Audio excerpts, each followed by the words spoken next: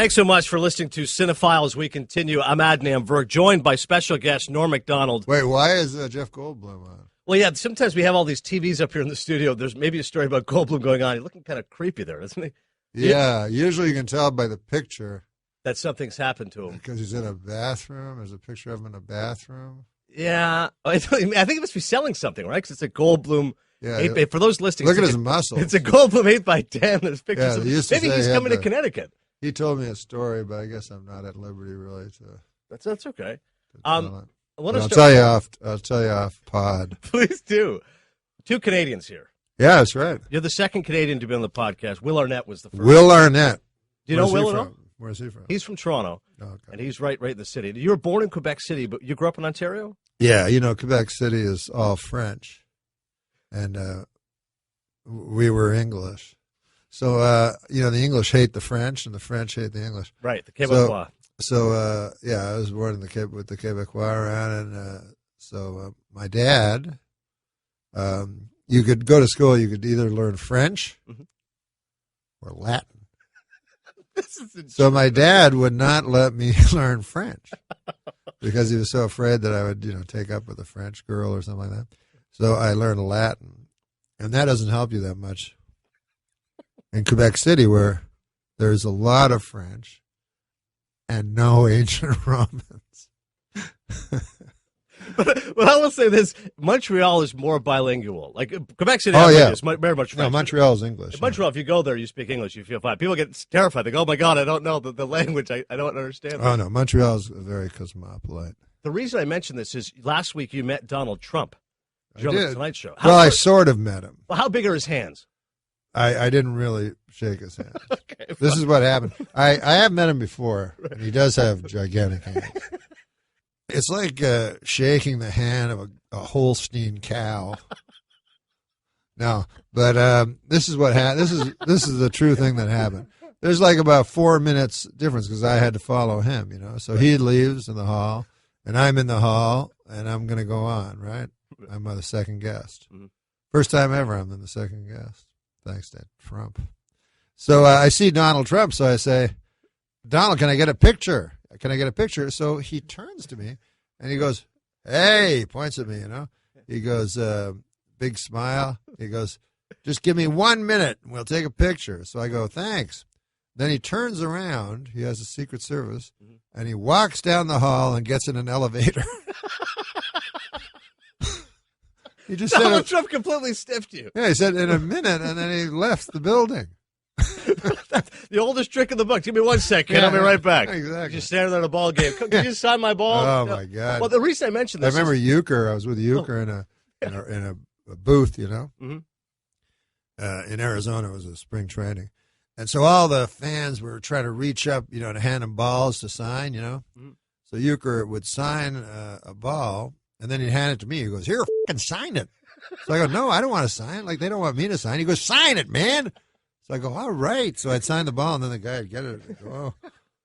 Like, I completely devalued what value Euchre had just put on the baseball. That's not true. It's more value with that. Probably worth less than an actual baseball at that point. I want to get your thought. This is why I'm considering a store-bought baseball. Because as Canadians, we're not allowed to vote in this country. No, we can't vote. And people keep saying, no, you have to. Barry Melrose is like, no, you have to apply for U.S. citizenship so you can vote. This is the most important election of our time. And I looked up the rule. I don't know if you ever went this far, but in order to apply for U.S. citizenship, there's a caveat there, Norm, that says you must renounce all loyalty to any other country.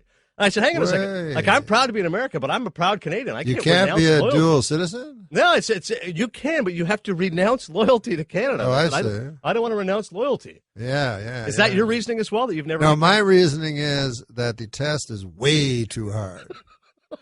You know what I mean? How many Supreme Court justices are there? How many stripes on the flag? I don't know. Like, our flag has a leaf.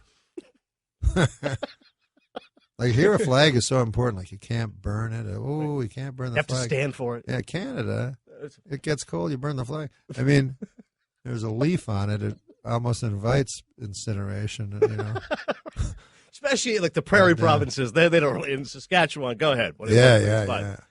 OJ. The Saskatchewan Roughriders and the Ottawa Rough Riders. 8 teams in the Eight CFL, teams. and both had the same nickname for years. Two of them. The first question Americans would always ask me. Yeah, They ask about but there's Don no Cherry. answer to it. No, there is no answer. It's just a really good name, though. I don't think there's fantastic name. It's Yeah. also an American name because Teddy Roosevelt and the Rough Riders. So Very I don't know how it came to Canada, but no one has the answer to the question. Your brother's a journalist at CBC, isn't he? Yeah, You yeah. should ask him. Yeah, he should do it like a documentary and try to figure it out because no one has the answer. I've seriously asked people. They're like, they laugh, and I go, no, but seriously, yeah, it's funny because he used to listen to football games on the radio. Mm-hmm.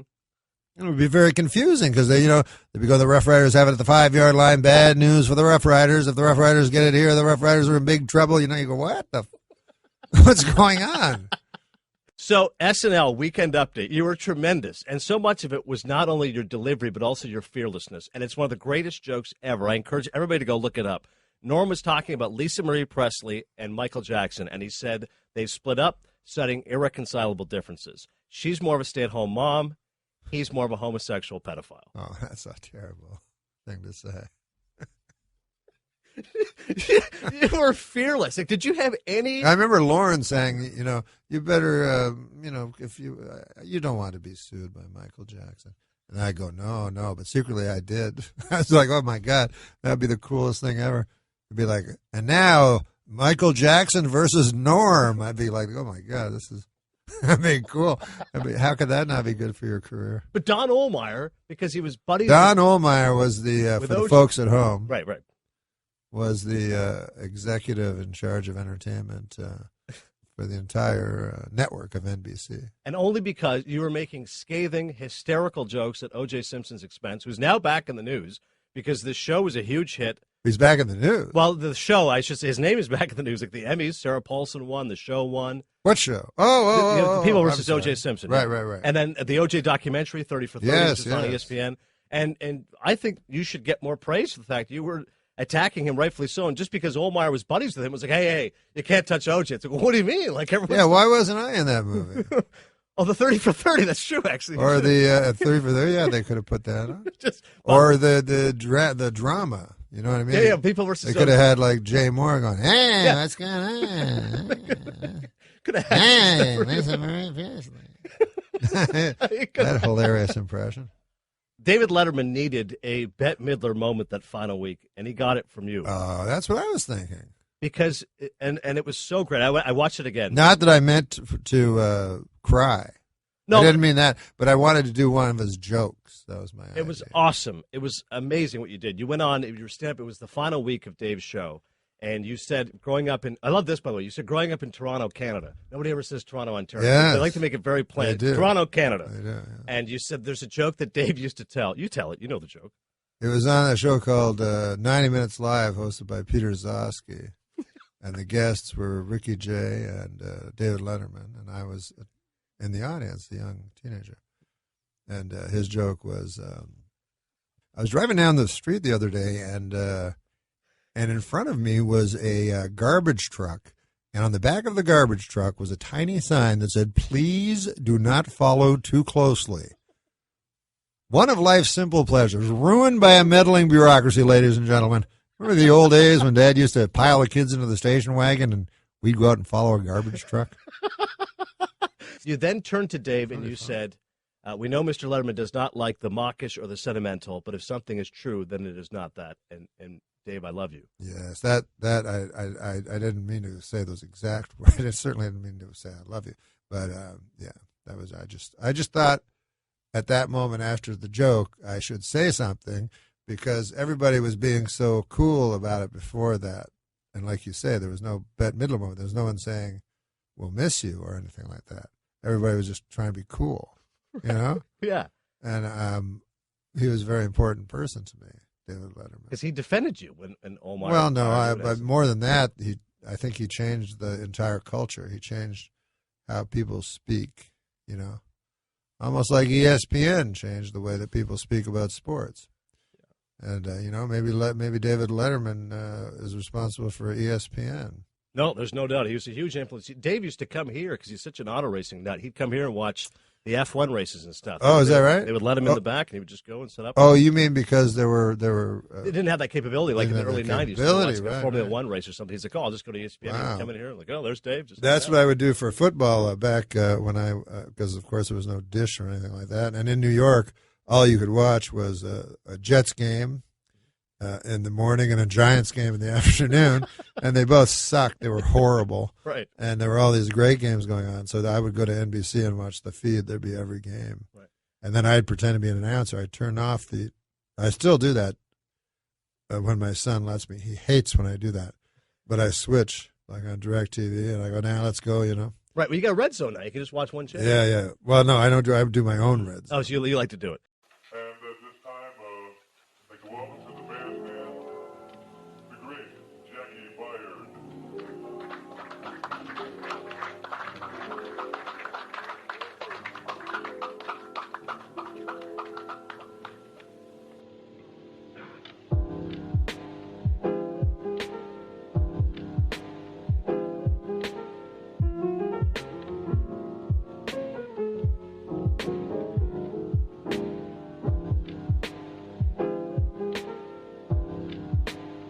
The book is called Based on a True Story. What book is that? This is your book. Oh, yes, my book. I wrote a can't wait book to read this. based on a true story, a memoir by Norm MacDonald. It's going to be a huge hit. I can't wait. Right, Jen? There's Jennifer's here. Yeah, there's stories about Ohlmeyer. There's Yes. stories. We have a story. A buddy here, Daniel. Him and his wife wanted to watch Dirty Work together, so he DVR'd it, and they put it on, and it was not the film Dirty Work that you made. Oh, there's another one. Yeah, It was a documentary. No, it was an HBO film's softcore, I think, is the category. It was a porn. One time in my hotel room, when before the computer and everything, right. The only time I'd ever see pornography was in a hotel, and sometimes they'd have the weirdest one. They'd have soft core pornography. You know what I mean? And this actually happened. I was looking around, and there was Pulp Fiction was on. Oh, I love Pulp Fiction. Yeah. And it wasn't. It was Pump Friction. No, Pulp Friction, maybe. Yeah. Pump Friction. That's like if you want to watch geez. Saving Private Ryan, you'd get Saving Ryan's Privates. Not as good a film at all. Way less. It's just basically a futon and a lady. Doesn't have Spielberg's directorial mastery. Yeah, nothing. First 10 minutes. No sweeping.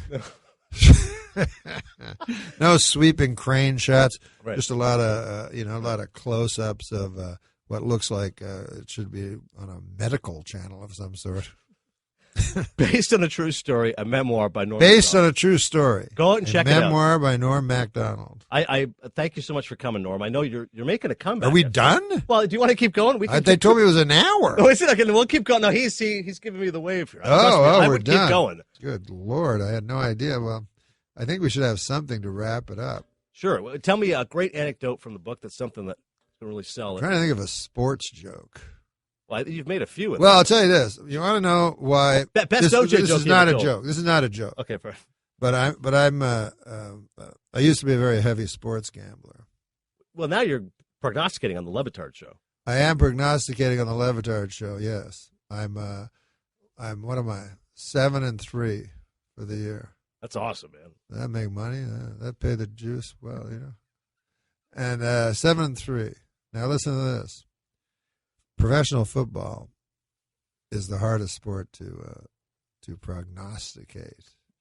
Baseball is the easiest. Now, why is what? Well, baseball's the easiest because the starting pitcher, you just go. No, baseball is the easiest because baseball is a game of streaks. Okay, gotcha. You think of Kirk Gibson hitting that home run, right? Mm-hmm. Against the much better team. Oakland A's, yep. What game did he hit that home run in? Hit it in game one. Game one. He won the series in game one. That's true. So it shows you the power of the streak. Right. The Boston Red Sox, down 3. The Yankees, yep. They win 4 in a row. And then what happens? And they win the World Series. They win another 4 in a row, right? Because of the streak, the power of the streak. Yeah. So you hit a team when it's on a good streak or a bad streak, and you just stay on them. All right. Stay on them. The reason professional football is so hard to bet is because the ball ain't round. Every other sport almost, the ball is round. A round golf ball in a round hole. You throw a round basketball into a round hoop. But a football is this odd shape. So if there's a fumble, that's anywhere, man. Right. And then there's this odd thing that's certainly against the rules. 30 guys jump on the football. Now, someone has that football at the bottom, right? Mm-hmm. And he's being touched, so that should be his possession. Mm-hmm. Instead, he's being punched in the testicles, and his eyes are being gouged out, and someone grabs the football, someone else grabs the football, and finally they tear off the guy, and they go, look, the big giant guy has the football. What a coincidence. So, there you have it. That's why football is so tough. So don't bet football because the ball ain't round. Thanks so much, Norm. I appreciate it. All right. This was a beautiful ad, man. Love you. Hey, Norm MacDonald's on the phone. You know I love Norm. And Norm? Yeah? So, Norm, is it true? How are you, Norm? Is it true you've been up drinking all night? What? Who told you that? Gary. Oh, yeah, no, because I had to stay up. Right. To write, so I decided to drink, but I'm not drunk. What have you been What writing? are you writing? What? What are you writing? I have to write. I have to write this movie. Oh, you're doing a movie? Sounds like a school project. Yeah. I have to write this movie. What do you got a date to turn it in? What's your story, man? Like, I mean, someone hired you to write a movie?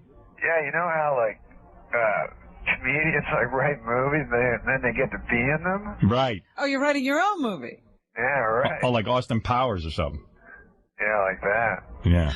Why don't you just do Austin Powers? That'd be great. So you started to drink? What? You started to drink while you were writing? What are you drinking? No, I wasn't. I was just drinking some Fresca.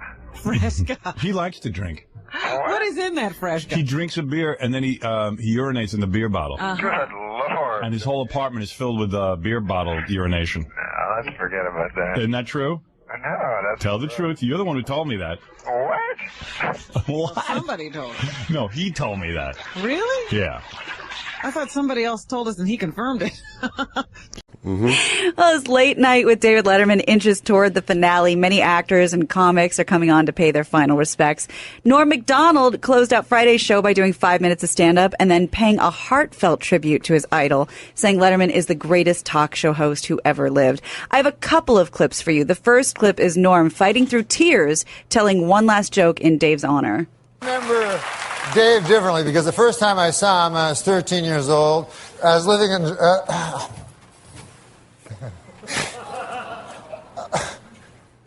Just thinking about all those interns Dave had sex with and feeling bad for them. I went to a talk show they had there, and David Letterman was the stand-up comedian on the show, and I loved stand-up.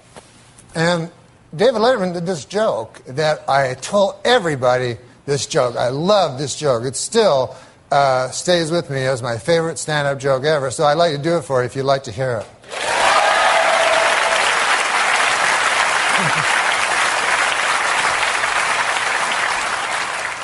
He goes, I was on the street the other day, and I saw a garbage truck, and on the back of the garbage truck, there was a small sign that said, "Please do not follow too closely."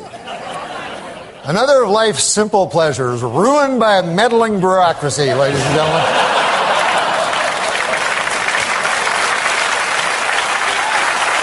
You remember the old days when Dad would pile the kids in the station wagon and we'd all go out and follow a garbage truck? I saw that, and all I could think of is I wasn't thinking about. Sounds hot. I wasn't thinking about Dave. I was thinking about Norm. Mm-hmm. Norm is perfectly capable of shaving and putting on a little Grecian formula and putting a tie and a suit on and going to New York and doing a really funny, kick-ass 5-minute stand-up comedy set. But then you talk to him about doing podcasts or projects or teaming up or whatever. It's like, Norm can't leave his apartment because if he gets up, he'll kick over a jug of urine and he'll lose his cleaning deposit, and he does not drive. He does not drive himself. Oh, no, he does not. By the way, move to L.A. and then make the proclamation, I don't drive. And it's like saying I can't be employed. He should just fucking take ropes and put himself onto the bed like James Caan in Misery. Oh, Like he doesn't drive? No, he does not drive. Why? He has a helper person, female, whatever. So it's so insane. And then, people tweet me all the time like, hey, get Norm on, man. You guys are dynamite together. Everyone loves you and Norm together. And I'm like, it would be awesome if he was capable of getting inside of a Volvo and propelling himself in my direction. Where does he live? He lives somewhere on the west side, sort of beach city. Oh, he's in L.A.? Yeah, he's in L.A. Okay. All right. He does not drive. Well, that can be fixed. I agree. Are you taking his beautiful Dave Letterman moment and making it about the fact that you can't get him to do anything with That's you? exactly what's happening. Yeah. I just see the guy. I'm seeing it because he is so good when he wants to be amazing. good, and he's puts himself together and it's perfect, and then you see him and he's got like a gray beard and he's walking around with Kleenex boxes on for slippers, and it's like, look, just fucking learn, get your driver's license and come on out. Yeah, join the rest of us. It's in society. So, well, no, I feel like Norm's talent is being wasted in Norm's apartment instead of out with us. Which I believe now. See, I don't know anything about what Norm's doing. You catch him every now and then on a clip. You catch him. Maybe he calls in somewhere, and I've seen him there. He seems to tweet a lot now, though. Yes, he'll tweet. That's what you can do from your living room. He'll watch an entire round of golf, the Masters. He'll tweet every shot. He'll go on long rants. Well, he showed up at the SNL thing. Yeah, I know. I mean, that's the whole thing. He's capable. He cleans himself up, he shaves, he puts on a suit, and he goes out and does a really funny stand-up set. And you wouldn't even need him to clean himself up or a suit. I'm wearing pajamas right now with slippers. I'm wearing fucking practically pajamas myself. I know. I just all I'm saying is he is one of the funniest guys on the planet. Oh, it would so be funny. nice if he could somebody just backhand him and yell, "Get hold of yourself." And then, give him a shot of vermouth or something and go, let's go. We're going down to fucking DMV. Maybe that's We're getting you. a license. I think I told him. That guy sounds hot. It's either that or Gilbert Godfrey. I can't remember. But I told one of them, I will teach you how to drive. But you don't need to. If in his position, he can get someone to drive him places. Oh, there's Uber. I love Uber. Oh, you hate Uber? No, I love it. I just can't. It's impossible. The answer, yes, is you could get someone to do it. Has he never Maybe driven? he just has a social phobia that only goes away when he goes to New York for major television farewells and finales. Was there a driving-related trauma? I don't want to belabor this, but I'm fascinated. No, there are many people that they're allowed to just announce to the world that they're nuts, essentially.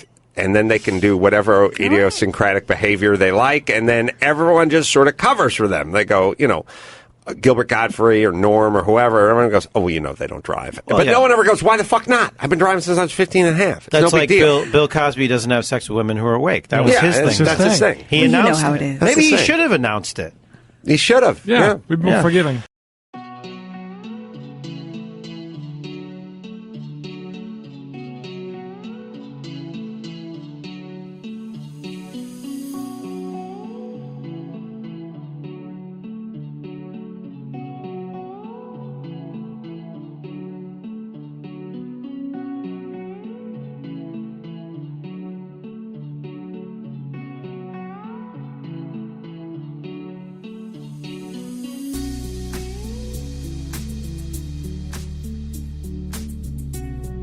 I watched because I went down that rabbit hole after I watched the clip, and I watched him tell the moth joke.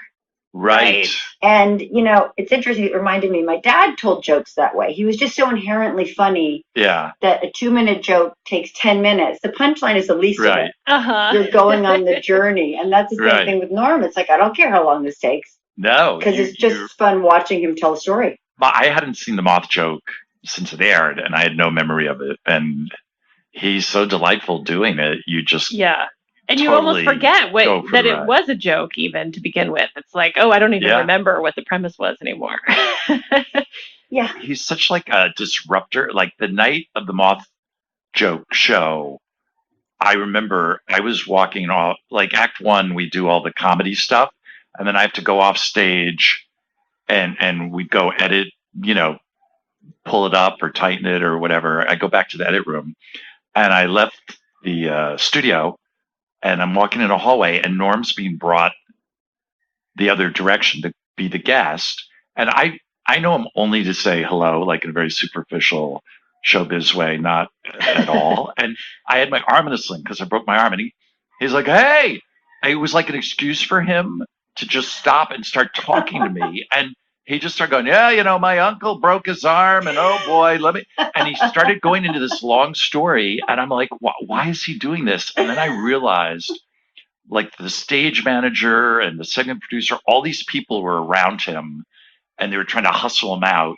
Just, the commercial break was ending, and I swear I was thinking, like, he's just doing this to bust their balls, because he just went on a monologue for like 2 minutes, and they're kind of like looking at their watches and freaking out, and I was like, I think he just loves. Oh, he's disrupting, pushing people's buttons. Yeah. You do tell the moth joke in the book. You told it on the Tonight Show with Conan back when he was doing the Tonight Show. It was it's a long kind of joke, and just a few months ago, maybe about a year ago, it kind of got revived online, and people were putting it up online, calling it the best telling of a joke ever on television. But Norm, that seemed to me like you were experimenting there. You were trying to experiment with.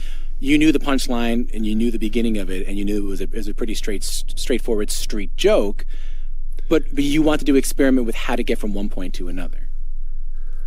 Yeah, it was both an experiment and it was an experiment born of necessity, because Conan told me I had to do a second spot, which you'll sometimes do.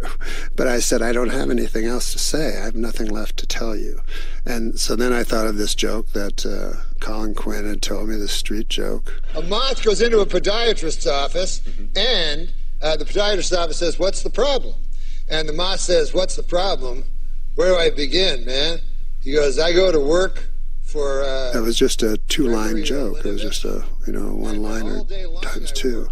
So then I thought, well, how can I do I started thinking during the commercial, is it possible to do a one-liner for an entire 6-minute segment? So I thought, if I can put in between this very a little boy's joke, just a set of horrifying facts laid end to end, then it could make the sweetness way funnier at the end, because they'll have completely forgotten where I was. And so it ended up working by fluke, like often things will when you're experimenting. I need your love. You free my mind. I need your love. Yeah, you free my mind. It's Doc. Sometimes I feel like a spider, even though I'm a moth. Just barely hanging on to my web with an everlasting fire underneath me. I'm not feeling good. And so the doctor says, Moth, man, you're troubled. But you should be seeing a psychiatrist. Why on earth did you come here? And then the moth said, because the light was on. And then what happens with the computer is that people put things on the computer and they live forever.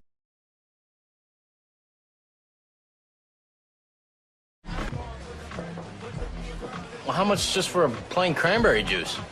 Oh, $3. I'll go for that.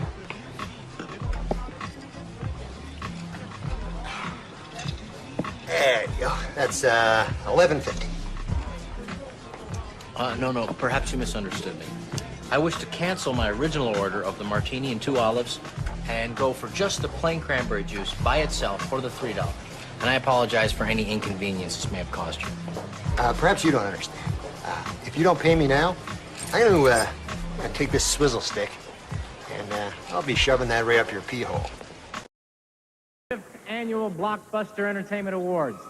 Now, we're here tonight to honor your favorite stars in movies and music, because these awards are voted on by you, the people who don't see the movie in the movie theater.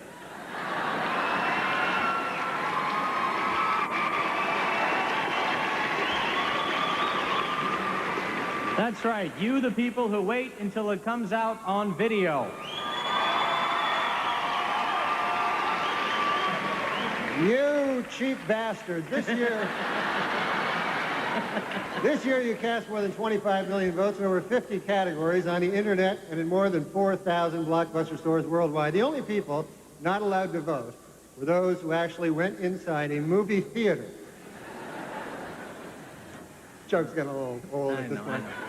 We did all right. We're doing okay, though. After following Ricky Martin, that's tough, you know. Okay. Okay.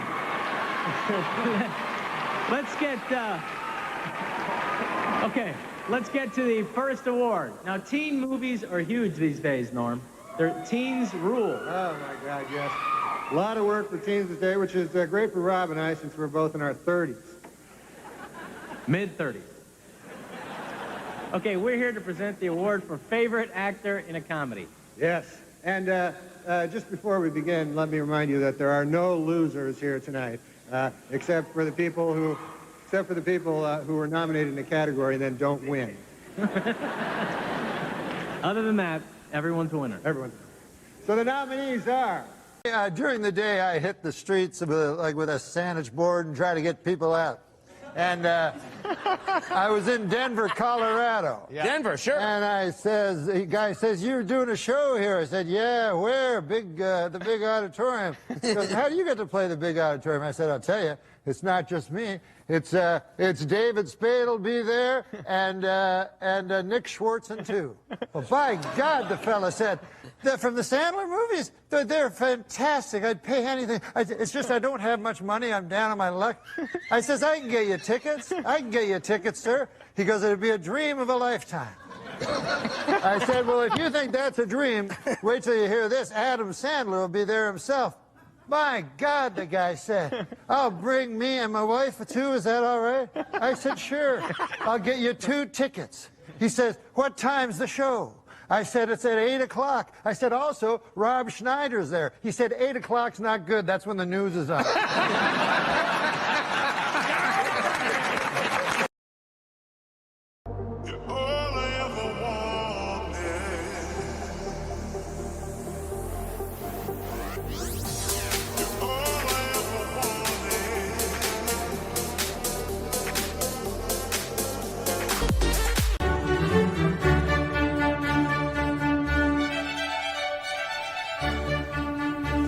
Now, Ben, Howard, you guys have been in a monogamous homosexual relationship for 3 years. You seem to have a lot in common. You have a lot of mutual friends. You seem to have a lot of the same interests. So why don't you tell me what's going on? Well, Howard's a great guy, and I love him, and I think you're right. We do have a lot of mutual friends, and we have a lot of the same interests. So what seems to be the problem? Well, the problem is that every time I go to sleep, he fucks me in the ass. And how does that make you feel? Makes me feel bad. Every time I go to sleep, he fucks me in the ass. Howard, are you hearing what Ben is saying? Yes, I am. And how do you feel about what Ben is saying? I feel bad. Ben, do you hear what Howard is saying? Yeah. How do you feel about what Howard just said? He said he feels bad, but he's not the one getting fucked in the ass every night. Okay, we're not here to blame the other person. We're here to talk about our feelings. Well, my feeling is every night he fucks me in the ass. And you don't like that? No. And how about you, Howard? Would you like it if you were sleeping and Ben fucked you in the ass? No, I wouldn't. Okay, good. You see, we fall in love with a romanticized version of our partner. And then one day, we wake up with a real person. I wake up with his dick in my ass. I'm sorry. Yeah, I'm sorry too. Okay, when we have disagreements, we each have to assess how much of it is our own fault. Okay, well, I guess my fault is that I can't stay awake all night to watch him and make sure he doesn't fuck my ass. I'm sorry. You say that now because I'm awake. That's not true. Come on, as soon as I fall asleep, you'll be fucking me in the ass again. That's not fair. You said it. All right, here's what I want you to do. I'm going to give you these pads, and I want you to each write down what it is you guys want out of this relationship, individually and as a couple.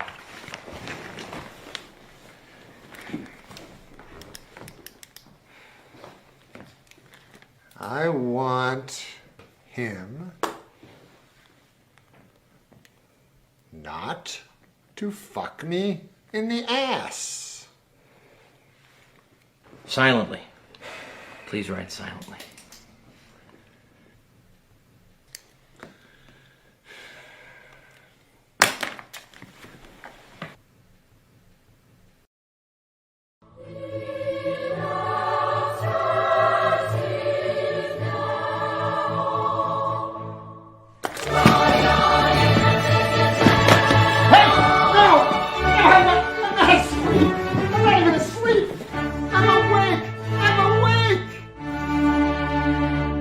Talk about this new movie called Dirty Work. Dirty Work. Yeah, Somebody's got to do it. I read the synopsis of it. It sounds like a lot of fun. Two guys who just can't seem to get it together, right? Yeah, we can't get it together, so the only thing we're good at is getting back at people. Yeah. So we open a revenge for hire business. Yeah. I like this. Yeah, this is good. So if you need revenge, you see, you'd come to me and I'd figure out a revenge. Let's suppose there was somebody that was getting, was a mean, then you... Treating you unfairly. Exactly. I would come to you and say, I want revenge. Yes, and I'd figure out a way to get you revenge. Well, you do this in the movie to Don Rickles, don't you? Yeah, Don Rickles was great. Well, what did he do to deserve some revenge? He was just Don Rickles. What I love is that I read that you wrote insults for him. He didn't like them at all. He wrote his own insults. Yeah, he just did. We just said, do whatever you want. Yeah, you can't. And he just insulted us. And it was great because it's funny when he insults you and it makes no sense. Yeah. Like he'll just go up to you and go, listen, why don't you go to Alaska and live in a shed with a rake? And you go, what does that mean? What is that? You're talking to the right person. He thinks he loves Don Rickles. Great. Oh, God. So you like acting, huh? So this could be the beginning of a whole new career for you. Yeah. Just like Chevy left Saturday Night Live, went out to Hollywood, became the big movie star. Well, acting is tough. I mean, one of the toughest things is you don't have your own name. Like, my name's Norm, as you well know. Sure. And my character's name in the movie was Mitch, you see? So in the scenes, like, a guy would say to me, hey, we better get going, Mitch. And I go, huh? And then they go, cut, Yeah, right. you know? You're not used to this. Right. So then the next time they go, let's get going, man. We got to get going, Mitch. And I go, yes, me, Mitch. Let's get going. I'm Mitch. And then they go, cut. And Bob Saget directed this. Yeah, well, there's bad news and everything. How is young Saget? He's actually right over there. Hey, Bob. Come on over here. Bob Saget.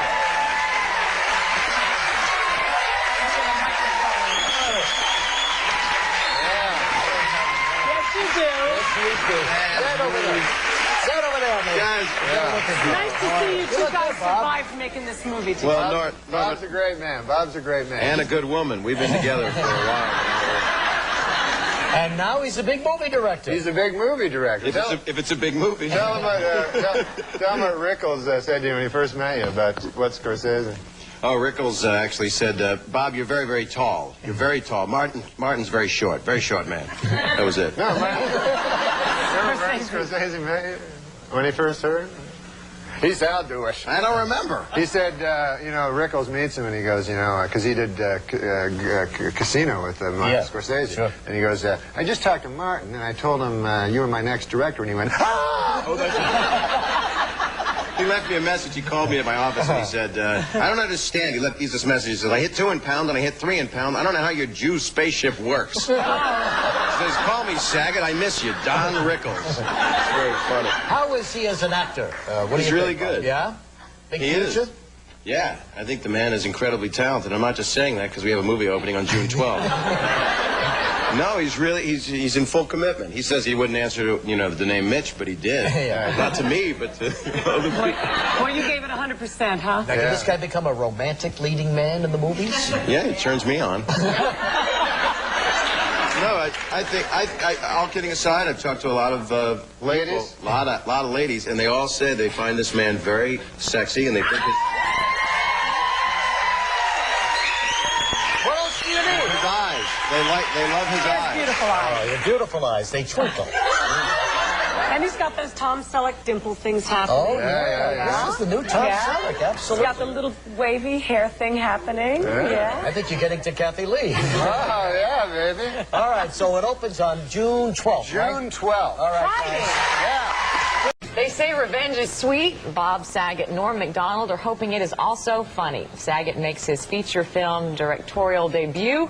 MacDonald his writing and starring debut in Dirty Work. Basically, two guys who've never done this job before. It's an irreverent comedy that proves getting even can lead to odd situations. They're nice cars. These are luxury automobiles. I got a whole place. They're fully loaded.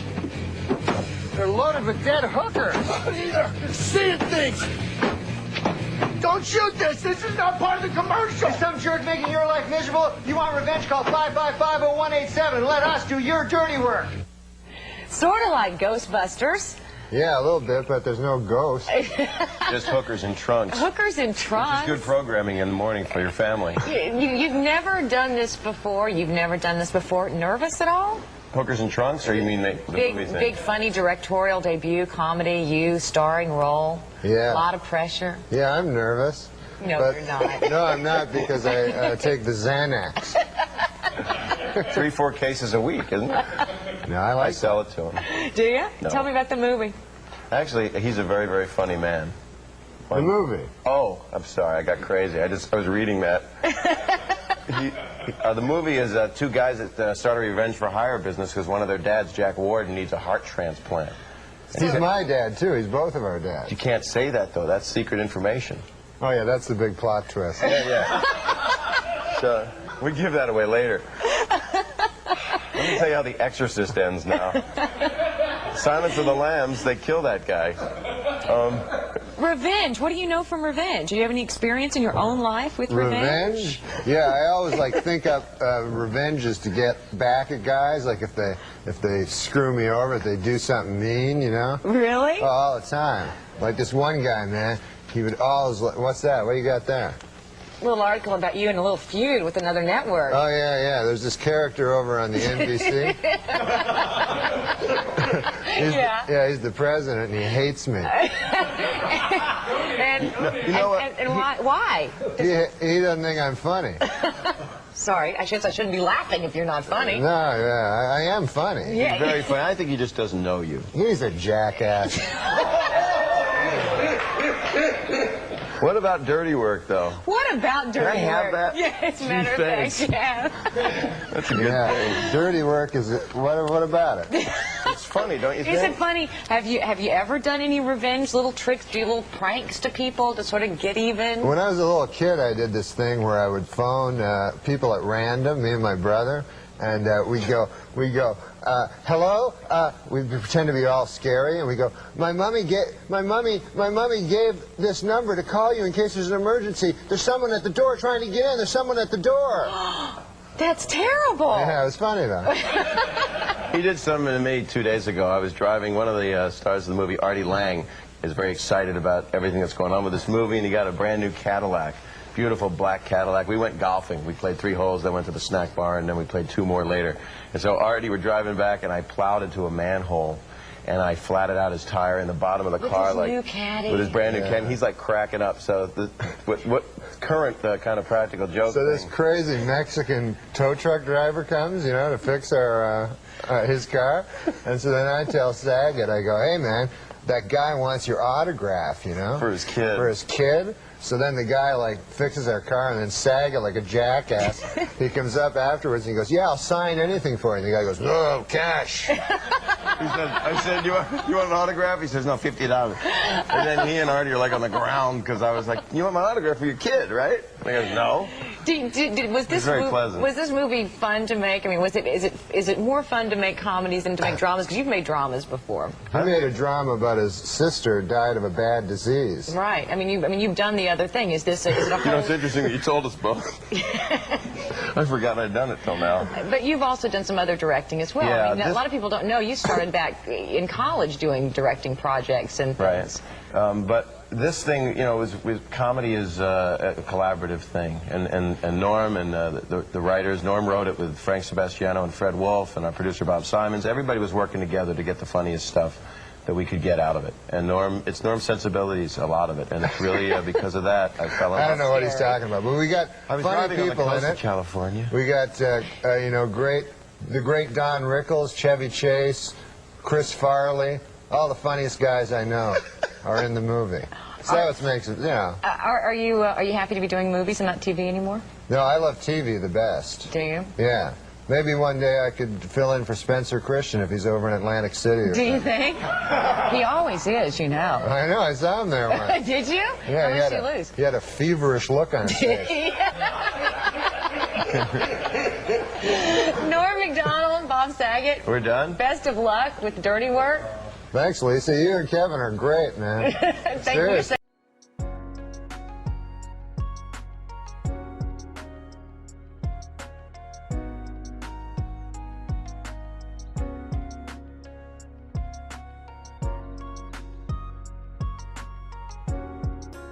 But you wrote a sequel for Dirty Work. I did. And we had the money? Yeah, we were going. That's unbelievable to me. Yeah. And Norm, I didn't think he was going to die. And I didn't know. I was going to say, did you know? I mean, you know, writing a sequel that stars a guy who's got leukemia is not a smart move. So when nobody knew, and he wanted it that way, and I think it was also him being a gambler at heart. You know, with life, he thought he could get through it. And by the way, he was told he was going to. So I think it's those last few weeks. I think he was really thinking he was going to beat it, and we were set to go. And so you were going to be getting the phone call. Yeah. And I told you that when I was in New York, and it's really good script. And he and Laurie Jo Hoekstra, who I love. Yeah, Lojo, the great LJ. She's just great.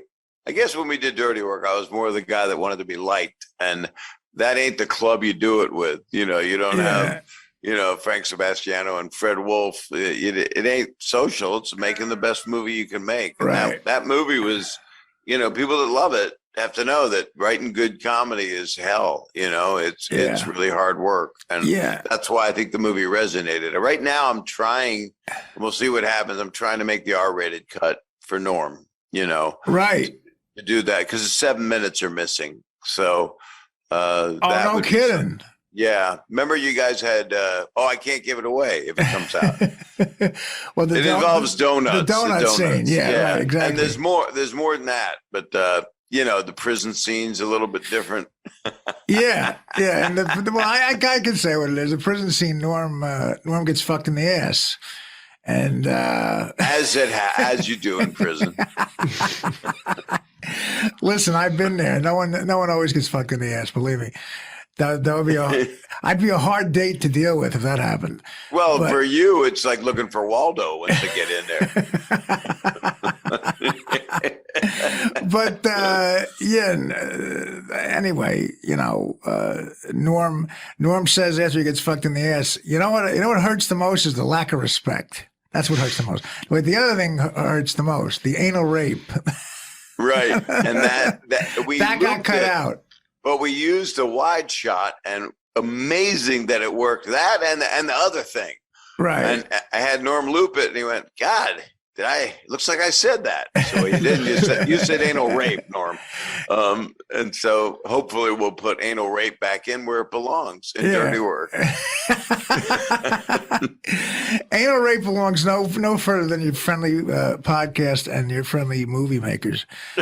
In Duluth, Minnesota, authorities suspect arson was to blame for a fire that destroyed a mobile home and killed 73 cats.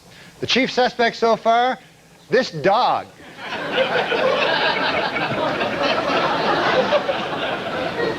Dogs don't care for cats much, you know. How could they not know that? This week, Disney released a new CD featuring a rapping Mickey Mouse. To avoid controversy, the CD will not include the controversial hit single, Cat Killer. And in a related story, this week marked the 5,000th performance of the Broadway musical Cats. It also marked the 5,000th time a guy turned to his wife and said, "What the hell is this?" You know, cat ladies, they're so crazy, they're always thought to be crazy. You know what's even crazier? Snake ladies. Oh, yeah. They have all the Absolutely. This is so your style right here. What? The writers, whoever they are, they're writing. They know how to write for you. Just read this one. Cats and paraplegics have a lot in common. For starters, neither appreciates going into your pool. No, you didn't read it right. Neither appreciates being tossed in your neighbor's pool. Yeah, they deserve a raise. Know that in this day, nobody's gonna change. You won't ever leave. On my mind again, I'm still not tired of it. Can make you want me. And I might act okay, say things will stay the same. Say I'm all I need. Am I able to have a good time? My cat just had a heart attack. Are you serious? Yeah, he had a heart. You ever hear such a crazy thing? No, I didn't know they got things like that. Yeah, they get heart attacks. So I got it off Steve Corrin, this writer up at Sure, Saturday Night I know Live. him, yeah. Yeah, so he gives me his cat. Mm-hmm. Turns out it's some kind of a defective cat, you know? So he's a nice cat and everything. I'm getting along with him. I come back to my apartment last week. The cat's like foaming at the mouth. He's shaking like this. He's foam coming out. So I didn't want to get near it. I thought maybe he'd, who knows? He was delirious. Maybe he'd think I'm a mouse. So I didn't want to get near him. So I phoned 911. You know, I panicked. I phoned 911. Right. Which turns out it's just for people. I didn't know that. Didn't know either. They got mad. I mean, they said they would have me arrested if I phoned. Oh, okay. But anyways, you know, I love this cat. It's a good cat. So I took him down. I got him in a cab and I took him down to the hospital, the animal hospital. Uh-huh. And the guy tells me my cat had a heart attack. He takes him away. He says, "Oh yeah, he had cardiac arrest and stuff." And he started asking me questions about like, he says, I said, "What would cause that?" He goes, "You know, diet, stress." Stress? Yeah. Well, he had a big promotion coming up. So, and then he let me visit the cat. He says, "You can visit the cat, you know. There's visiting hours." I go, "All right." So you go in this room, and then they bring the cat in a cage. He's all drugged up. And then they put the cat, like, on a bed. And then the guy goes, "Okay, we'll be back in a half an hour. You have half an hour." You know? So I'm with the cat, like, for half an hour. So after 5 minutes, you know, I figured, I got a life to get back to. You know, it's a cat. So we go out, and so afterwards he told me he had a lot of, he said he could have an operation, which was like $4,000, which, you know, I could buy like 100 cats for that, you know? But then I figured, what the hell would I do with 100 cats? Right. So you got the cat. You sprung for the operation. No, I didn't. Oh. No, there was another thing where he's on medication, you know, and I have him on medication. I have this medication, and he said there was some good news and bad news. He said the bad news was the cat only has like a 20% chance of survival, but he says the good news is it's just a cat.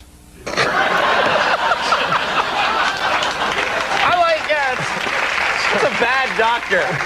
He's a bad doctor, too. Norm's tone was distinctive and unique, yes. And nobody did that. Nobody did what Norm did. You know what I mean? I talk about Norm in the show, too. It's funny, and one of the things is Norm would talk people, like we'd talk to some strange waiter, you know, small talking people, and he'd be like, and then the guy'd be like, "You're right, I'm quitting the job." And he'd walk out, and then Norm would go to me, "I didn't tell him to quit the job." Like, yes, you did.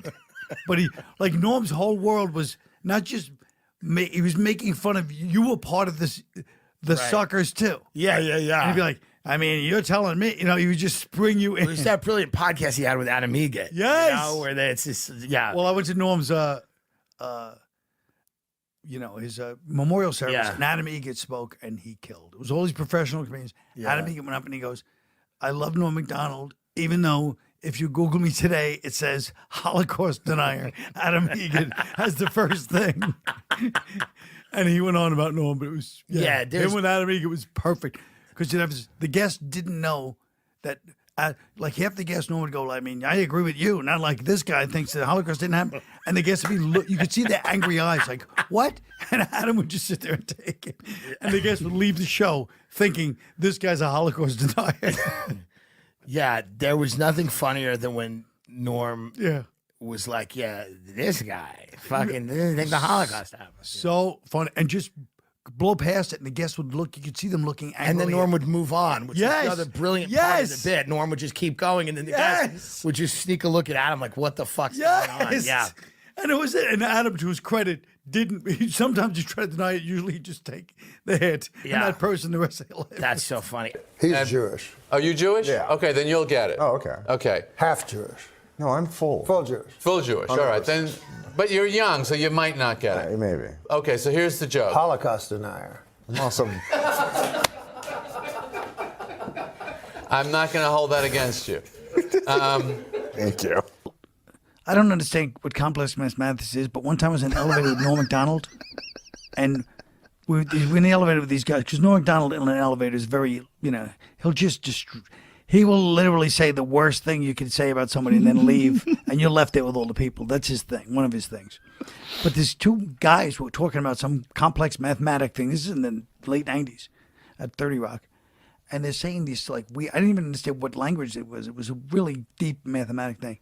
And then Norm MacDonald, who had never brought up math or anything like that to me in his life, goes, and starts speaking to them in this, what sounded like tongues. And they're like, oh, and they start speaking the binary, and he goes, and he starts speaking this mathematic talk, and then they leave. And then he goes to me like, yeah, those guys are nerds or something like that. And I was like, what? How do you know that? How did you know what they were talking about? How did he know? He's like, he's a nerd too. He knows something deep, like he knows these things sometimes. He's a very smart guy. Really smart. Yeah. One of those guys that just, he'll just pretend not to know something. And they'll be like, that's like, and then you're like, what? Anybody walks in the room, he knows what they're talking about, Yeah, he's the guy that really should have had a podcast a long fucking time ago. Right, and I know he's doing something now. He just sent me a text message the other day that he's starting to do a podcast now. Hey, Joe, man, I'm doing a podcast. Doing that thing we talked about. He should have done a lot, because he had that show on Netflix, but they muzzled him when he went on the Howard Stern show. Right. And he was saying something, and he didn't want to say retarded, so he said, you'd have to have Down syndrome to believe that. Because he thought that'd be a better thing to say. But here's the thing about Norm. I'm still not sure if he thought that would be a better thing to say. Right, you never know. Because he's so smart. He might have been doing it as a double troll. Yeah. No, Norm is capable of the double troll. It's like, I don't want to say retarded. Down syndrome. The double troll, exactly. Yes, he's the master of that stuff. I randomly wound up sitting next to him on planes twice. On two different occasions, just like I go, Norm, like out of nowhere, and he's sitting next to me. And one time, we're sitting there, we're talking, and we're having a good old time. And then he's talking about, I quit smoking. He's telling me how he quit smoking and finally quit smoking. And he's telling me all these things. And then when he lands, he literally like he can't stop himself, runs into the airport store and buys cigarettes. And he's lighting it as he's leaving. I go, I thought you quit. He goes, I did. But all that talking about smoking makes me want one. And he's like, before he even got out the door, he's lighting the cigarette. He just couldn't stop himself. But like he goes, all that talking. He's the one talking about it. All that talking. He always puts it on you. That's what's great about it. But he's like, this guy talks about smoking. He got me back smoking. But it was so crazy because I was like, that's great, Norm. It's so great you quit. And he's like, fuck, I want a cigarette. No, he always do like, I mean, I don't drink, I quit drinking. And it was like, oh, really? Did you drink a lot? Yeah. I quit. I finally had to quit, It's hard, but I did it. And they're like, oh. He goes, yeah, because I got fucking wasted last night. And I said, I'm never going to drink again. I was drunk. And people are like, wait, I thought you quit. Yeah, I quit. That's what I'm saying. He's always... Last night? Yeah. It's like an elaborate, like Abbott and Costello routine. Yes, exactly. Well, the gambling too. He fucking loves gambling. Yeah. Loves it. Oh yeah. Yeah. But that's a thing. Like a lot of these great comics are like really impulsive. Yeah. It's like something about like the ability to say some of the crazy shit that he says. Yeah. It's you have to have this like hot wire. Yeah. It's just like, yeah. You just want to touch it. Ah. Yep. Oh no, he's one for the books. Yeah.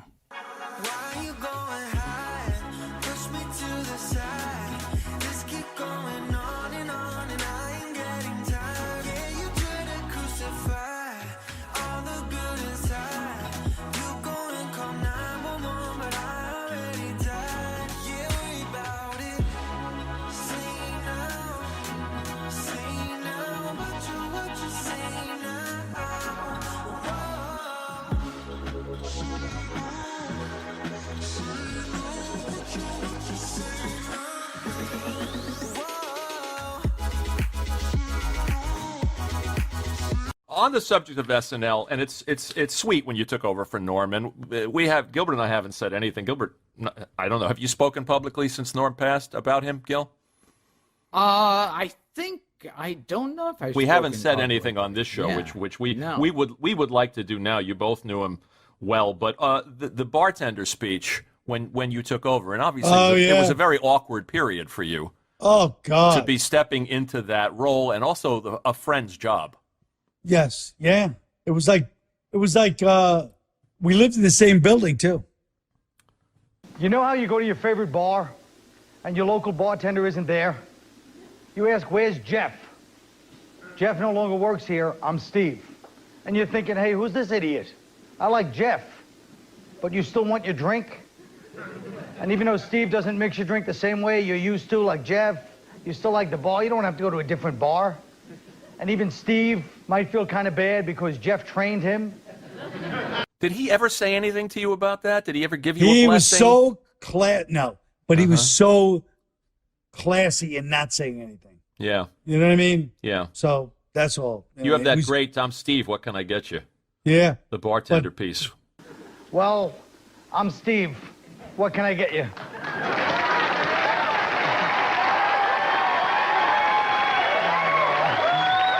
But I wish it would have stayed the way it was. But you know, it is what it is. But yeah, Norm is he's so funny. He was so distinctively funny. You know? Nobody like him, really. No, he had his own thing. You know what I mean?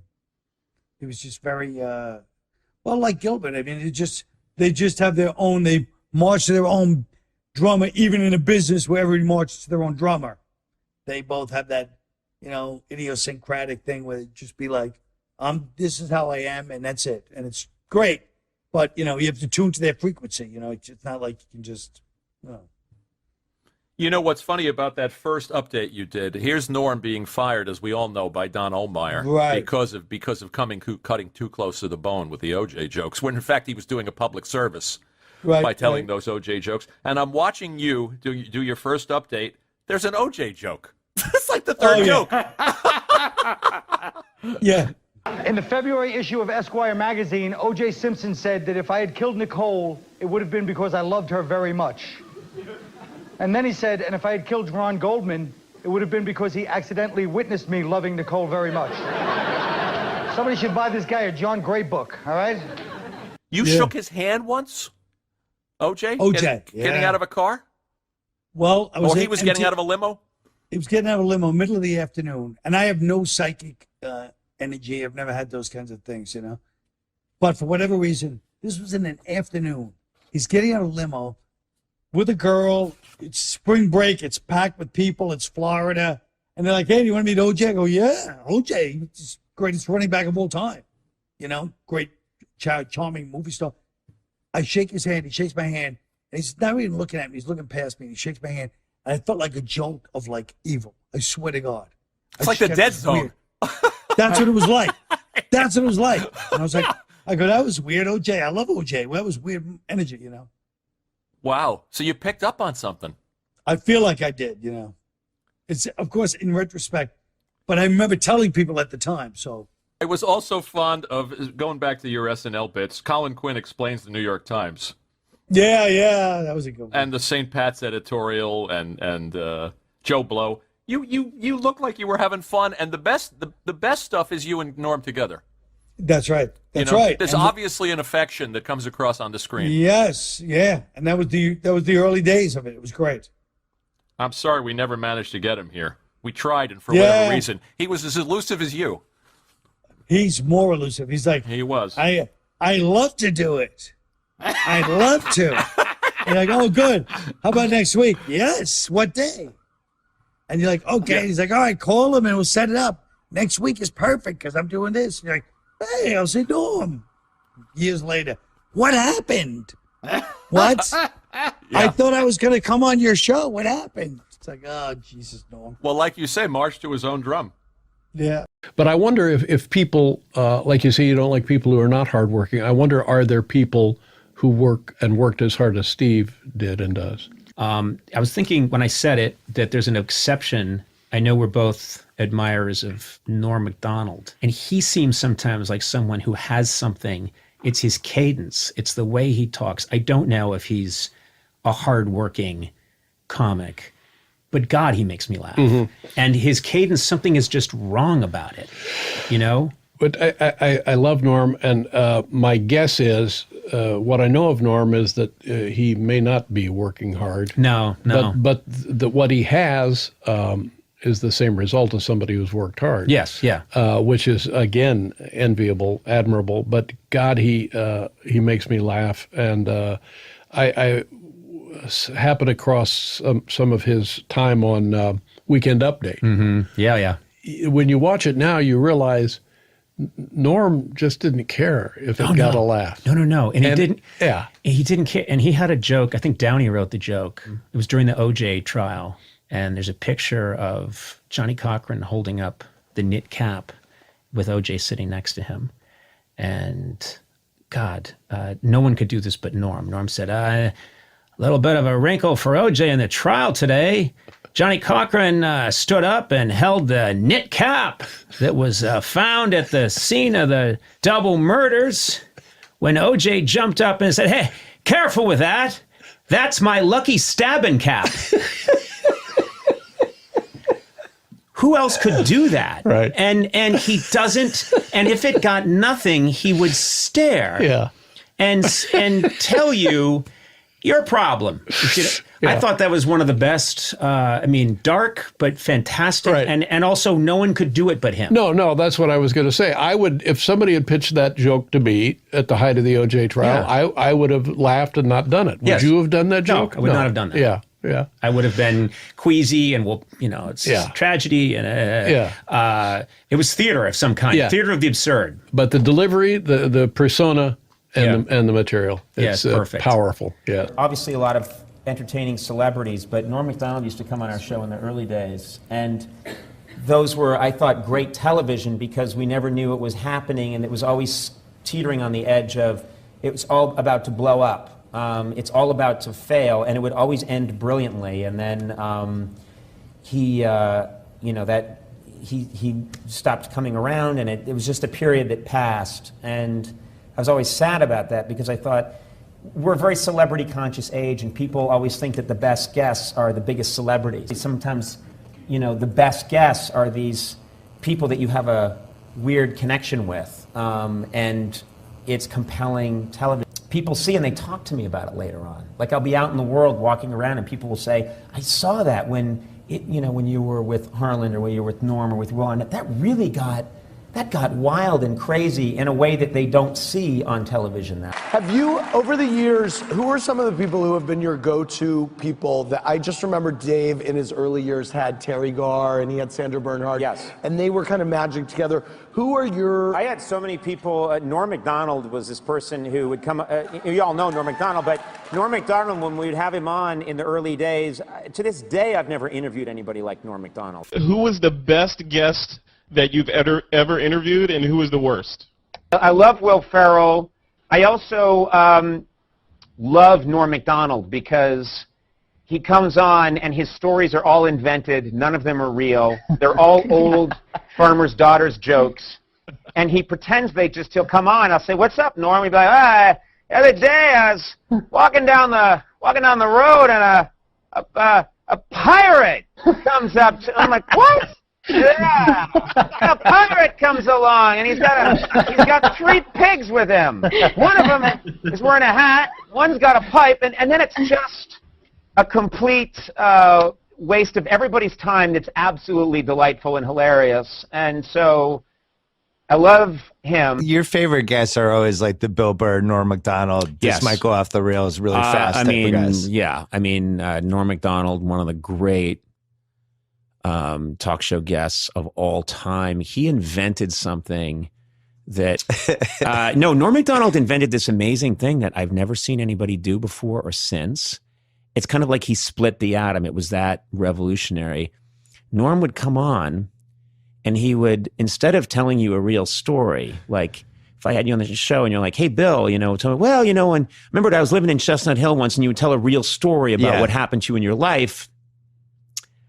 Norm tells old jokes as stories that happened to him. Yeah. So I'd be like, "Norm, what are you up to?"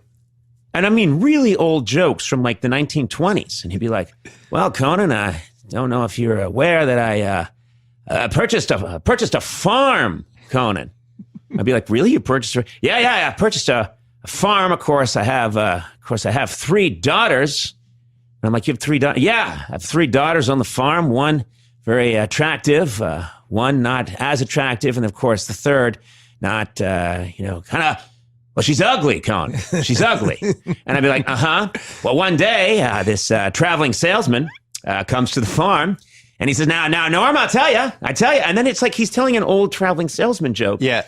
But about halfway through where no, it's going. I mean, I usually know. I know kind of what he's doing. I'm laughing that he has the balls to do this. I'm laughing at the audacity. So I don't even care if this joke lands or not. I'm laughing that he's committing to the fact that, no, he doesn't have a farm. He doesn't have 3 daughters. There's no traveling salesman. But he doesn't care in a way that is exhilarating and scary at the same time. Do you know what I mean? Yeah. And plus, he probably has some people in the audience who are taking completely seriously, right? Yes. Yeah. He's got some people thinking. We call them tourists. Yes, we call them. They're usually from San Bernardino. Well, Norm had the greatest talk show moment in the history of talk shows with Courtney Thorne Smith. That was epic. That was so great. And it's funny because it's lived on. Who knew that we were going to have YouTube eventually where we could just queue it up on command? God bless YouTube. I had no idea when those things were happening. I thought, we're talking 1993, 94. When those things were happening, I thought, what did I know? I just thought if you were up and you saw it, that means you saw you saw an amazing thing happen. And if you, and then maybe if I get to stay on the air long enough, we'll have a 1-year anniversary show and maybe you'll see it then. But if you're not there for that, it's gone. And now I meet people, that around the world that will say, "Oh, I just saw that thing with you and Norm and Courtney Thorne Smith." And I'll think that was a moment of my life when I was 30. Yeah. And I'm like 85 now.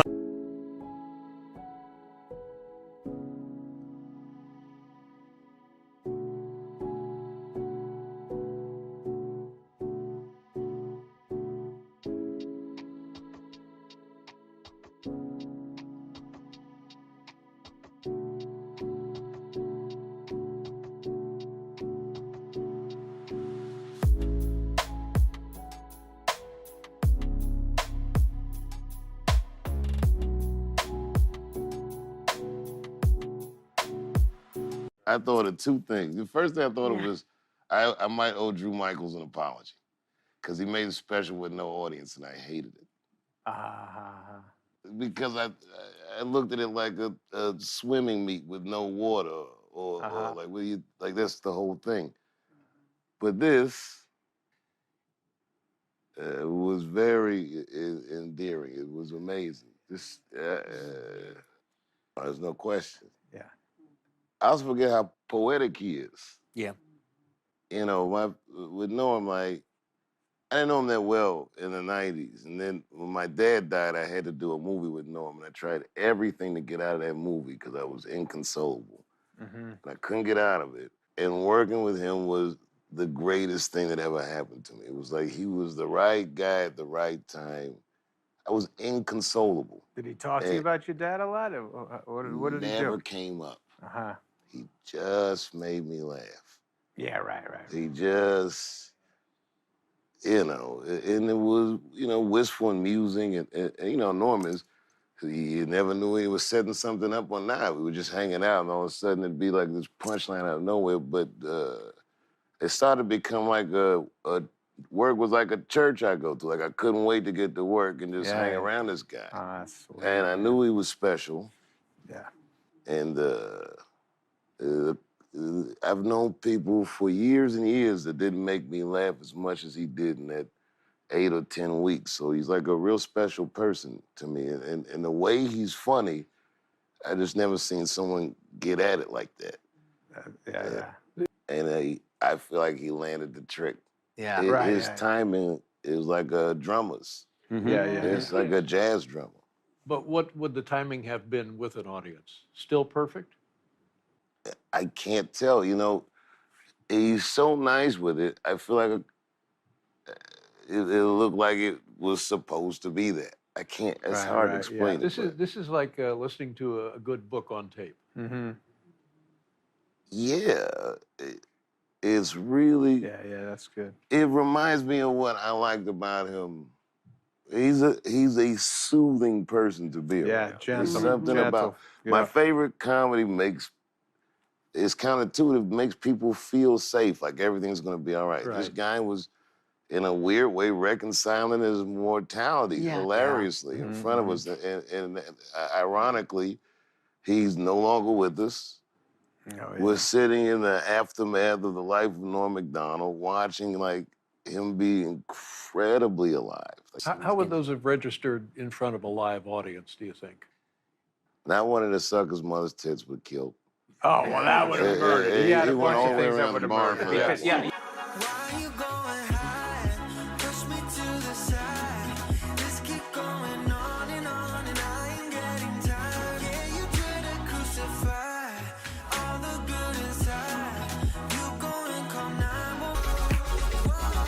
when he smiled, I could picture him as a child.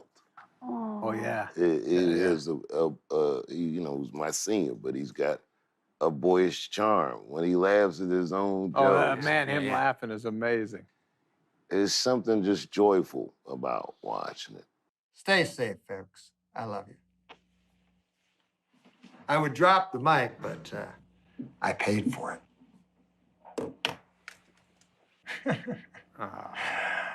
That was sweet, man. Holy shit. Tearjerker ending. Fuck. Yep. Do you want to do some jokes, David? Fuck, something, yeah.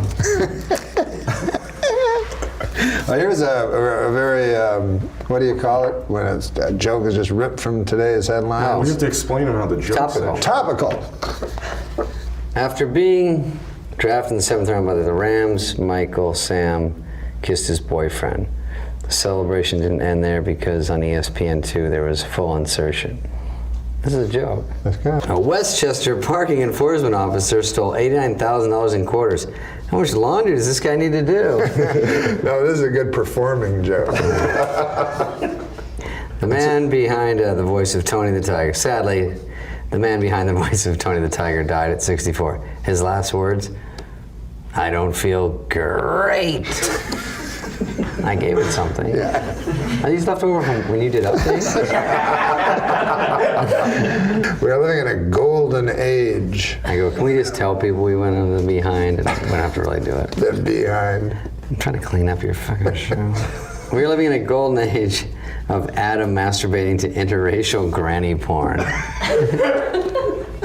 Jen told you that one in confidence. That's fine. To stop a pit bull attacking her daughter, a Texas man bit the dog. Well, that's an interesting story. A man bites a dog. It's not what I would call news. Man bites dog? Yeah. It used to be dog bites, man, right? Yeah. Is that the joke? Yeah. I don't get this. I don't get it, really. Do you write these for real? Do these come from the fucking YouTube subscribers or whatever?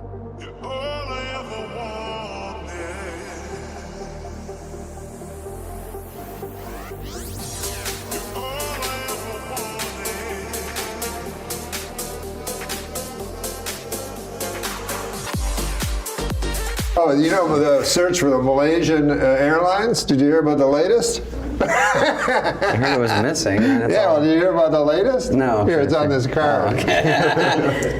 The search continues. In related news, a plane was spotted by some cavemen in the year 365 BC. I don't totally get it. This back in time? is the final joke. In my hand. Thank God. Are we getting the wrap up?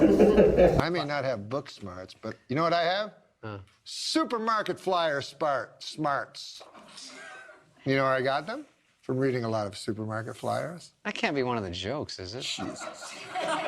Dude. Did you ever think? I smell a mass firing. Is this going to go down as a test show? No. You better fucking air it. Listen, did you ever think that I wanted to... Jesus Christ. Test show, test show. Final joke. It's growing on me. From David Spade, a man in Chippewa. A man in Chippewa. Did you help me like Well, with that just one? A man in Chippewa allowed a hyena to eat his penis after being told by a witch doctor it would help him become rich. Is it me or does it sound like that hyena and witch doctor were in cahoots? That's pretty. I'm glad you saved that for that. Wait, are you gonna have Thanksgiving though? Thanksgiving's coming up. Yeah, Thanksgiving. We're gonna have a lot of time. We're gonna go see my uncle. I saw my uncle the other day. Oh, my uncle. He's having troubles, Conan. Why is he having trouble? You know my uncle Basil? I don't know him. No, but I've talked to him before. Yeah, you've mentioned him. Yeah. Yeah, he's having troubles. His memory's not too good. You know, and it's not. Thank God, it's not Alzheimer's or anything like that. But when a guy gets old, he starts forgetting. His memory starts, he doesn't, remember. Right. So I went to him, I went and talked to him, and I said to him, because I heard he got this new medicine for his memory at the doctors. Yeah. So I said to him, I said, Uncle Basil, I said, how's that memory stuff working out, medicine? He says, it's going good. I said, what's it called, that medicine, memory medicine? The memory medicine, yeah. I said, what's it called? What's the name of it? He goes, oh, the name of it. What is it now? Again, I can't remember now. He says, what's the name of that flower you give to people? And I said, I don't know. What, a tulip? And he said, no, not a tulip. He said, it's what is it now? It's a kind of a flower people wear. I said, is it a carnation? I don't know, Uncle Basil. He says, no, what the hell is it called? It's red. I said, I don't know, a rose? He said, yes. He said, Rose, what's the name of that medicine that the doctor gave me?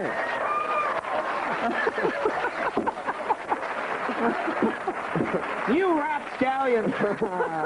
Now listen, we want to talk about your uncle, because every time you come on the show, you have a story about your uncle who lives up in Canada. Oh, yeah, he's a Frenchman. Yeah. Yeah. And you always have like a little story about him. Jean-Luc. Oh, yeah, he's a crazy character, that dude. He originally visited New York City. Hello? I'm just having a drink. I can listen to you and have a drink. It's not like I went like this. Hold it. Ooh. Ah, liquid. Huh? I'm still here. Let's see if I got this right. You've got an uncle, lives up in Canada, named Jean-Luc. Jean-Luc. Occasionally he visits. Once time he visited New York. So I'm living in New York, And Jean-Luc, I'm excited. Jean-Luc's going to come by, my crazy Frenchman uncle. So he gets in the cab, right? When he gets to the airport. Yeah, when he gets to the airport, the cab driver picks him up, and the cab driver says to him, hey, Frenchman, he says, do you like riddles, So my uncle Jean-Luc is like, yes, I love the riddles. That's how he talks. He goes, I like nothing better than a riddle. So the cabbie's like, all right, here's one, right? So he says, here's the riddle. His brothers and sisters, I have none, but this man's father is my father's son. So my uncle goes, I don't know. Right? So the cabbie goes, it's me. It's me. Oh, yeah, makes sense. Oh, he thinks about it. Oh, by God, he says, that's a good riddle there. He says, I have to tell my wife, Mary Claire, when I get back to Gaspé. That's where he lives, Gaspé. Right. So he's like, take me back to the airport. And the captain's like, what? Right? The captain's like, I thought you wanted to go visit Norm then. No. I go back to the airport. All right, you know, I have to tell Mary Claire. Seems odd, right? Right. Gets back on the plane, flies all the way back home there to Gaspé. And he gets back, right? Runs in the door. Mary Claire, where's vous? You know, where are you, Mary Claire? Come on down here. I have a riddle for you. She goes, oh, Jean-Luc, I love the riddle. She's a woman, high voice. Michael Jackson was visiting. Yeah, all right. So, you're going to love this riddle. How was New York? Forget about that. I got the riddle. Brothers and sisters, I have none. But this man's father, he is my father's son. She goes, oh, I don't know. Who is it? Some cab driver back in New York.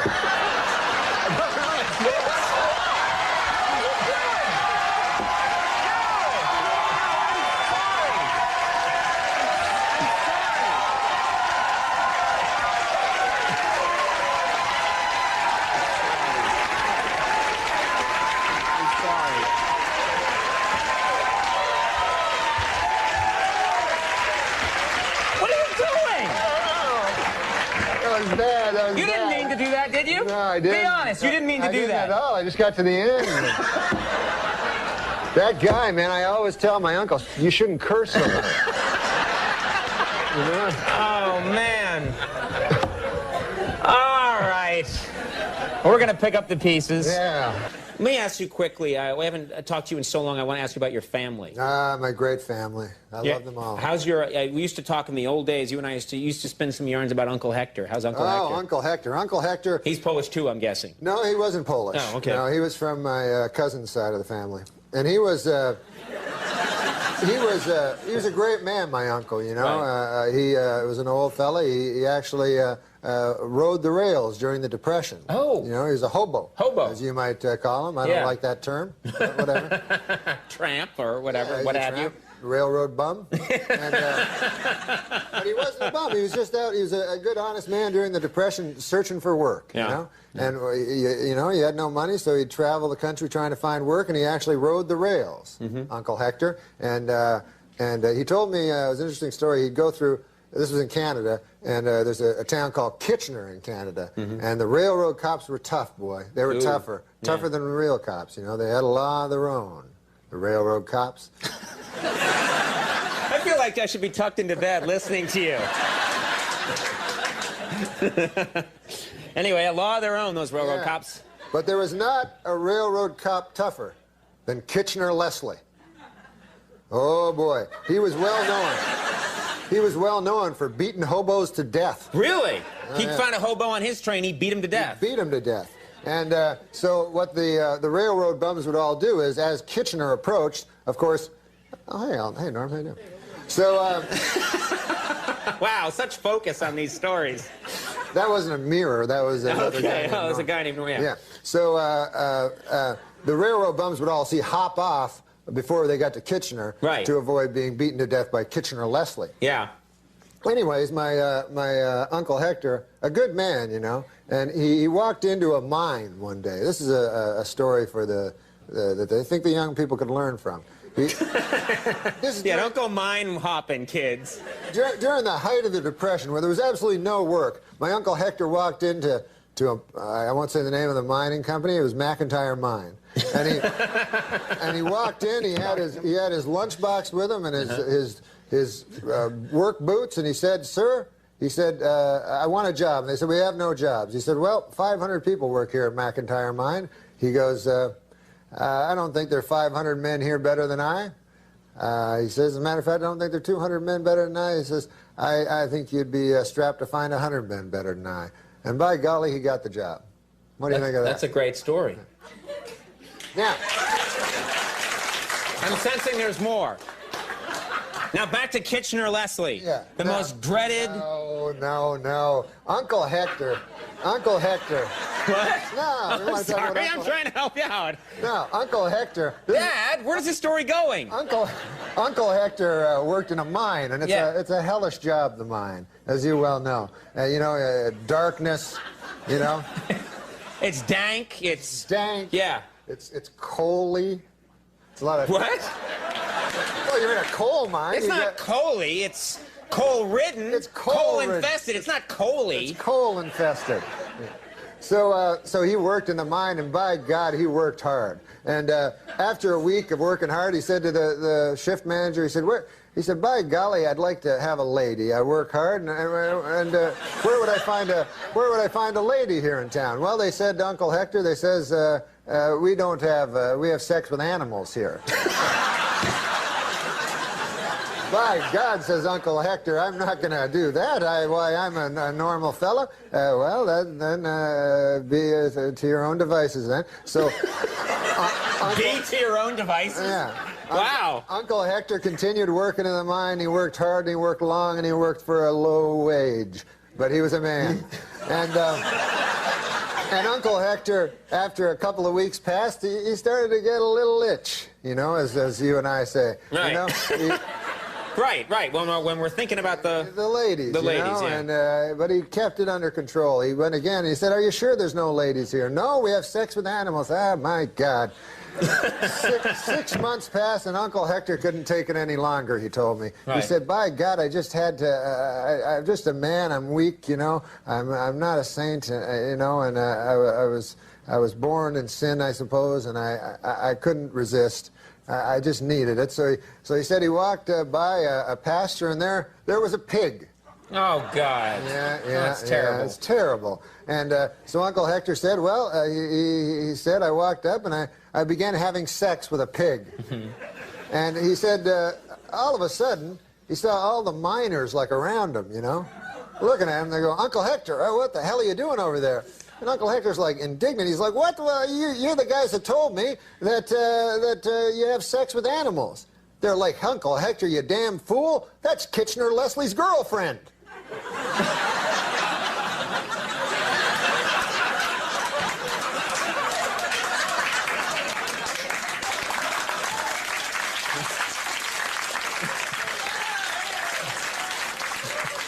Of all the animals to have sex with. You don't want to have sex And not with Kitchener Leslie's pig. No, that's terrible. Not Kitchener Leslie's pig. Kitchener Leslie's lady. Oh, yeah.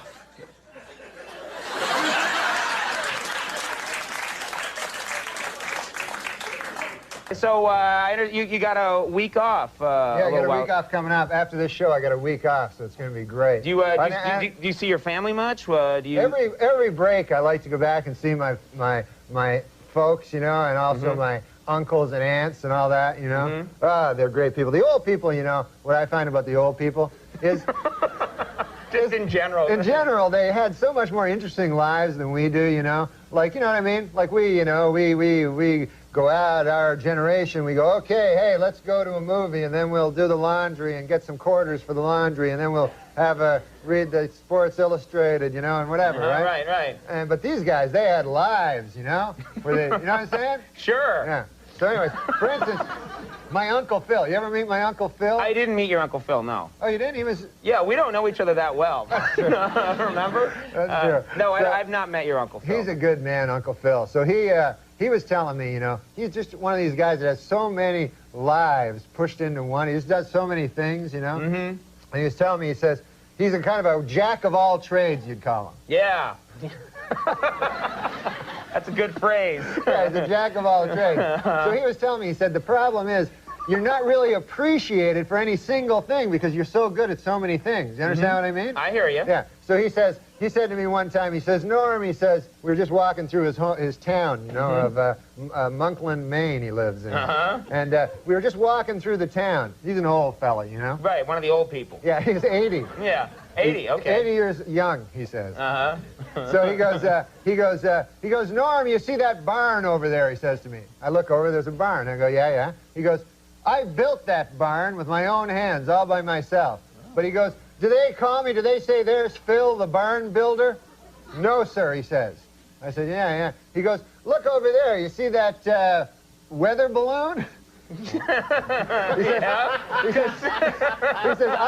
says, you don't know this about me, Norm. He says, I was one of the first men ever to fly in a weather balloon. Wow. He says, but do they say, hey, there goes Phil, the weather balloon pioneer? No. He says, look over there, there's a bakery that I started. You know, that dirty bastard Bob has it now, but I'm the guy that started that bakery. And I go, all right, easy. And he goes, I started that bakery and I was the best baker, but does anybody go, oh, there goes Phil, the great baker? No, he says, but he says, let me tell you something, Norm. He says, you have sex with one goat. And...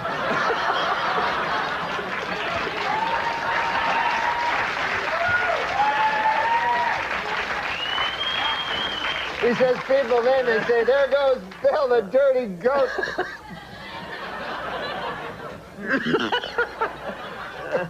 Get rid of that. We don't need that microphone anymore, do we? Wow, well, I do want to meet this man someday. He sounds fascinating. My dad would always tell this joke, and it was about a little boy called Dirty Johnny. You know, and he'd be in class. You ever heard Dirty Johnny? The Dirty Johnny jokes, yes. Heard the whole series. In this in this joke, he's not dirty. But anyways, the teacher has a thing. And the teacher says, today in class, we are going to have a little experiment. You're going to tell a story from your real life. And then afterwards, you are going to tell the moral of that story. You know? So Sheila puts up her hand, and the teacher says, Sheila, what's your story? So Sheila says, well, my dad works at the hatchery. And he took some eggs, and he put them all in a basket. All the eggs he put in one basket, and then he put them in the horse and buggy, and off we went to town. And the earth was uneven, and the eggs broke. And the teacher goes, "Well, that's an all right story, but I can't understand what the moral would be to that story." So Sheila says, "Well, the moral is, don't put all of your eggs into one basket." So the teacher says, "Well, by God, this is exactly what I'm looking for, and what I was hoping for with this experiment." Yeah. And anybody else have one? So Marjorie puts up her hand. Okay, Marjorie, what's your story? Well, my father works for the hatchery. Most of us. Most people in that town worked in the hatchery. Worked at the hatchery. Thank God for the hatchery, she says. Or where would we be? So she says, my father, he sells chickens. And he knows that eggs become chickens. See what I mean? So he had to count his chickens so he'd go and sell them in town. So he had 9 chickens and 5 eggs. So instead of saying he had 9 chickens, he added the 5 eggs. You see, he counted them as chickens. So he said, I have 14 chickens. So he took them, Sheila says, and put them in the horse and buggy, and off they went to town, but the land was uneven. The chickens survived easily. They frolicked. The eggs broke. Well, the teacher says again, that's a story, you know. But what on earth could the moral of that story be? Well, Sheila says, if that's her name, I forgot. She says, don't count your chickens before they hatch out of the eggs. Right. Teacher says you could probably shorten it a little. So, but that's great. And that's exactly what we're looking for. And then she looks at the back of the class, and by God, there's the upraised hands, as you say, fucking Dirty Johnny. Fucking Dirty Johnny. He's going to ruin the lesson.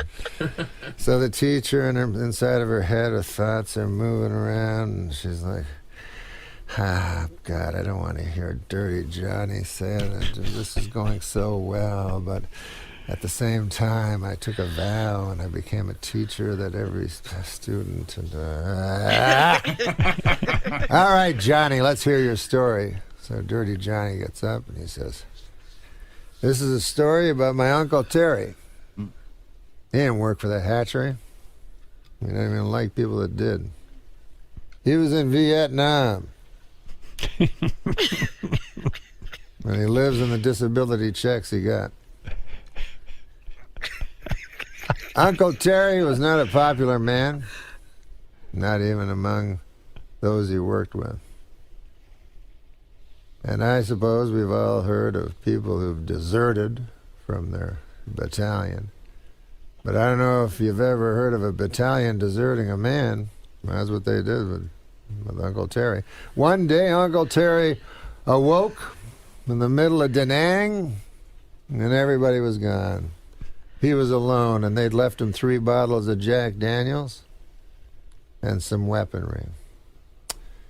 So, Uncle Terry got up, says Dirty Johnny, and he downed the bottle of Jack Daniels in 2 slugs, and he threw it down and smashed it into the jungle. And then he walked, picked up the 2 Kalashnikovs and 3 or 4 Glocks and a couple of hand grenades, and off he walked into the unknown, the jungle, his fate. Came upon a village, and from the village came people. Now, were they Charlie, or were they the people that Terry was sent to protect from Charlie? Uncle Terry didn't know. But he knew he had to do something, so he took another swig from the bottle, and he let loose. Took that Kalashnikov, and he let it sway like a farmer would a scythe. And the bullets came, and just as hay would fall before a farmer, so the people fell before Uncle Terry. The men, the women, and by God, even the children. And finally, Uncle Terry stood alone in the mud and the blood and the guts and only at himself. He took a long swig, and his hand brushed against his pants, and he felt wetness, and then he felt shame because he realized he had urinated himself in fear. And then, upon closer inspection, he realized it was not urine. It's ejaculate. And his shame was replaced by pride. And the teacher goes, "Holy fucking shit, what the fuck? Fucking kind of fucking story is that? Like, we just heard the hatchery and shit, and now this?" She goes, Uncle Terry, well, Dirty Johnny, what on earth could be the moral to such a story? So Johnny thinks about it for a couple of minutes, and he goes, "Well, I don't know, I guess. Well, I know one thing. You don't fuck with Terry when he's had some drink in him." And he's uncorked the jug. You stay away from Uncle Terry. And he doesn't like anybody that works at the hatchery either. You remember that. You tell your parents that. Wow. What's the hardest drug that Norm MacDonald's done? I guess love.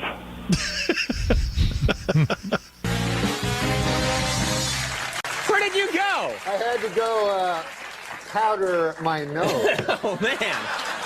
I've never seen a guest do that before. I had to go. You ran away during the commercial break. I ran away, I freshened up, I powdered my nose. Freshened up? And then I took a piss in the sink. All right.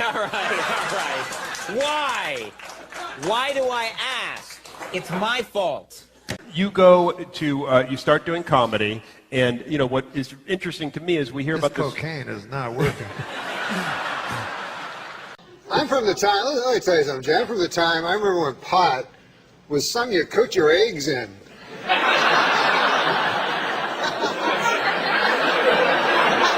Yes.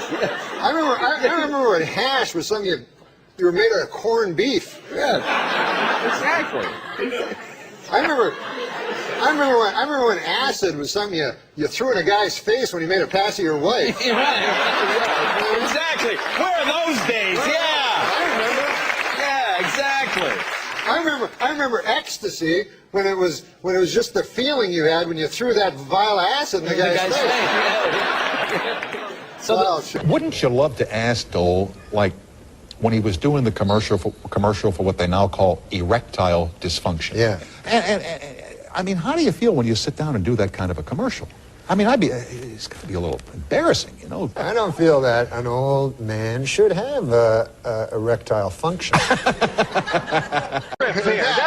No, just thinking, you know, because they have that Viagra thing out. Yeah. And the other day, Bob Dole came right out and said he was one of the first. Yeah. And you don't want to hear about Bob Dole's cock, you know. I mean, President Clinton's cock, Bob Dole's cock, what the hell? But mostly, an old man like that, you don't want him to have a super hard cock. You know what I mean? Why? Why? Because an old man, you want him to be got a pipe going, a newspaper, the dog at his feet there. Well, that in some corners is considered pipe. Oh. But now they're going to have to create some goddamn pill that makes women aroused at the sight of a fucking 70-year-old dude with a super hard cock. You know what I'm saying? It's crazy. This Viagra. It's insane. And you know what it's for? Impotent people. All right, it's for impotent guys. So get this. I read this. The pill can make your cock hard for 4 hours. Right. So now, who has the 4-hour hard cock? The impotent guy. The rest of us are fucked. Me and you got our regular cocks. Meanwhile, fucking Spade is, you know.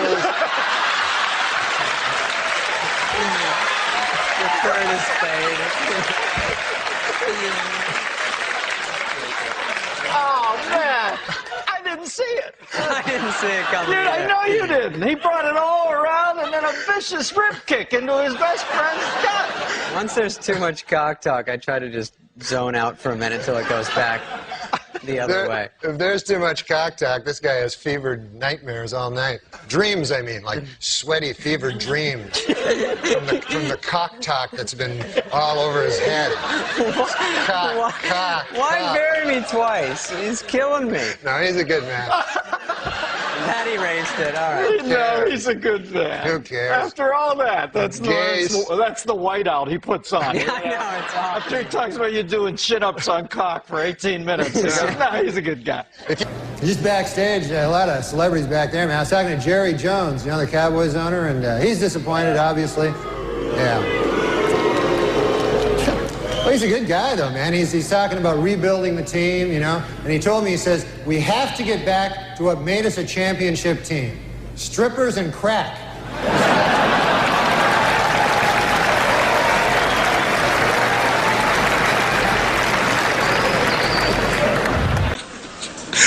And, of course, it was very inspiring to see President Clinton up here on crutches making a speech. I mean, I thought that was just amazing, you know.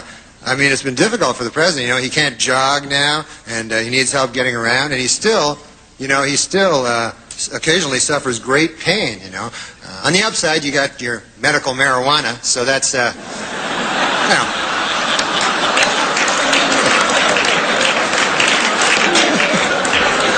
You must inhale, sir. It's the only way you're going to get better.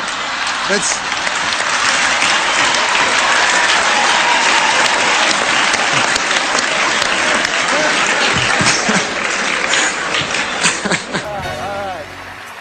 I want to apologize for running out earlier. I don't know if anybody saw that. But, you know, these things happen in live TV, and it reminds me actually of a maxim that Christopher Plummer told me many years ago. He said, before a live awards ceremony, do not eat a fistful of LSD.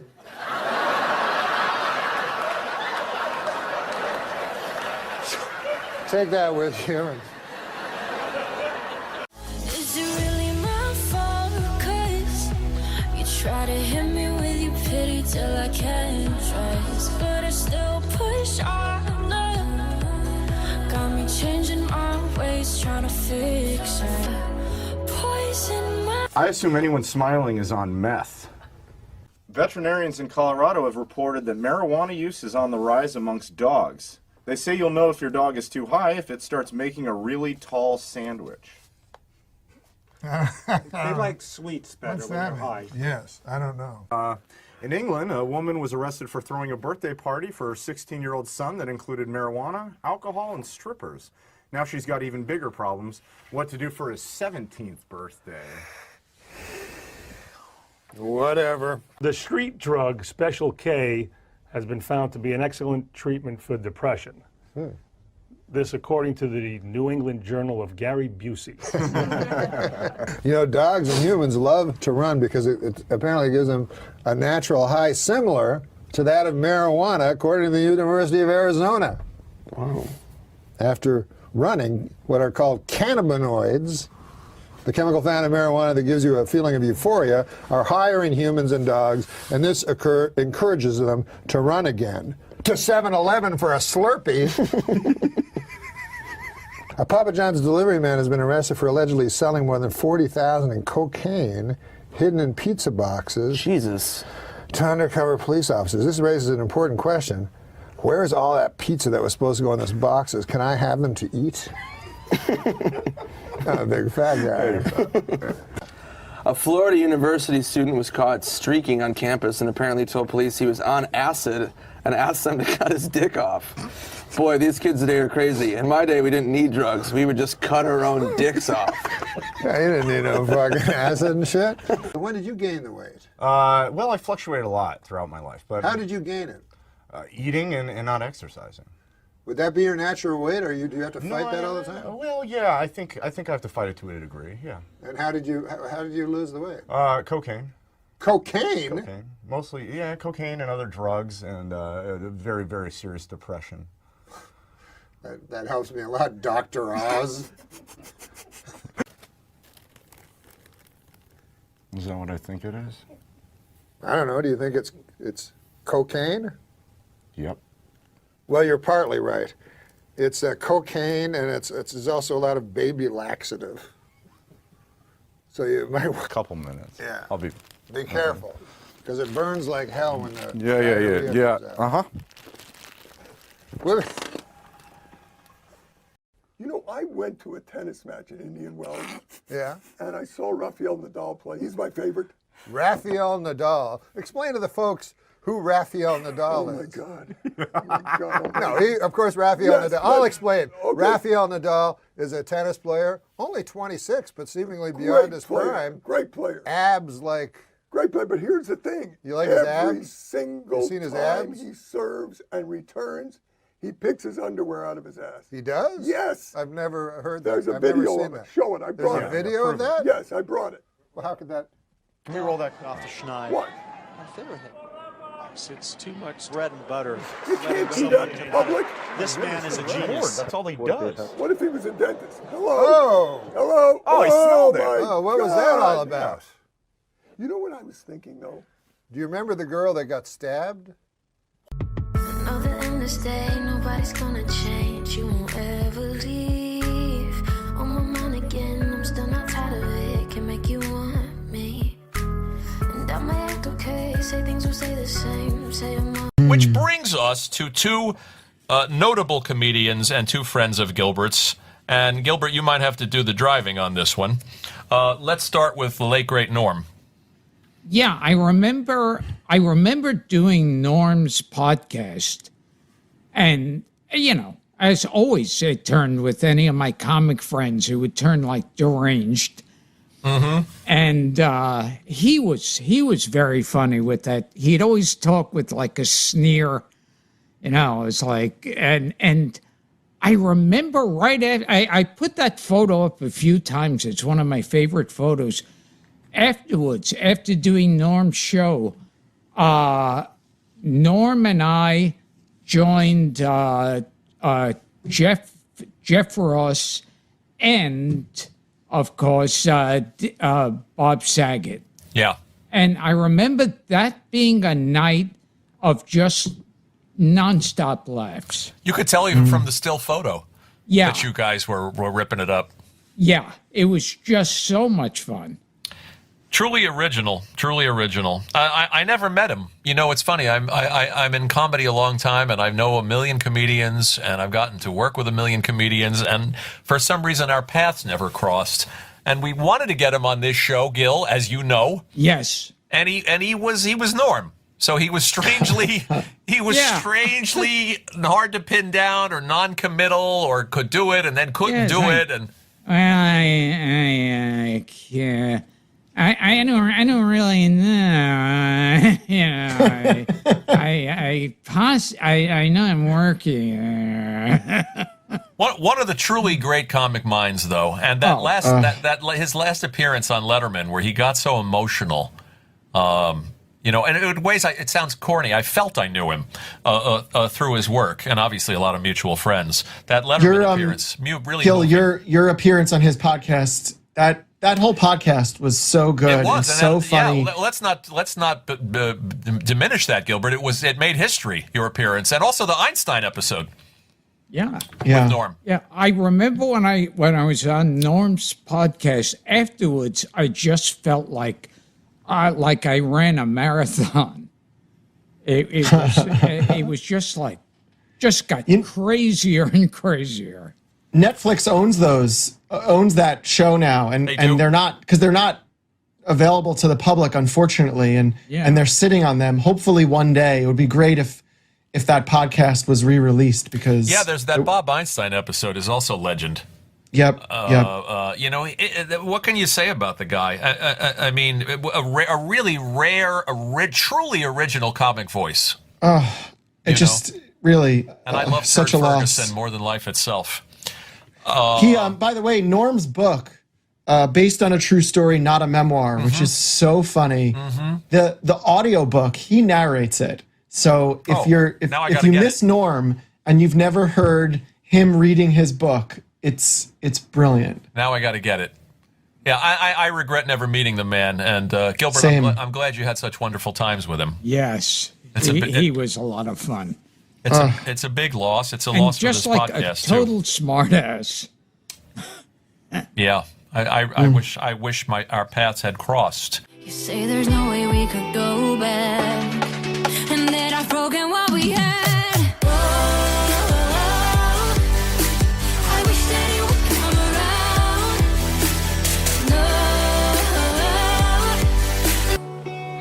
around. So let's move on to Bob. Last but not least, which was a blow and not expected. And I will say that I had just reached out to Bob. We just recorded our 400th episode a couple of days ago, Gilbert and I reached out to Bob and I said, will you come and do this with us? And he said, I think I'm on a plane that night. And we were going back and forth and trying to arrange something. And then I sent him the link, which has been shared online. I sent him the link to Don Rickles' estate auction. Did you see that? Oh, yeah. They I bid on a couple things. You bid on a couple of things? And I got none of them. Bob's face was on a couple of items that, you know, like there was pictures of them together and a poster or something. And I said, hey, you might want to bid on some of these things. And he wrote me back and he said, this just makes me sad, actually. And he said, but life goes on. And I had said to my wife, I have to call Bob. I have to text Bob. We moved the date of the 400th episode, and I got a phone call from my sister-in-law probably 20 minutes later telling me she just heard that he was gone. It was very shocking, and still is. I had just spoken to Bob like a few days before he died. And we were on the phone, and as always, the minute anything turned at all sincere or serious, we turn it to just complete filth and make it reverse, and it was always fun.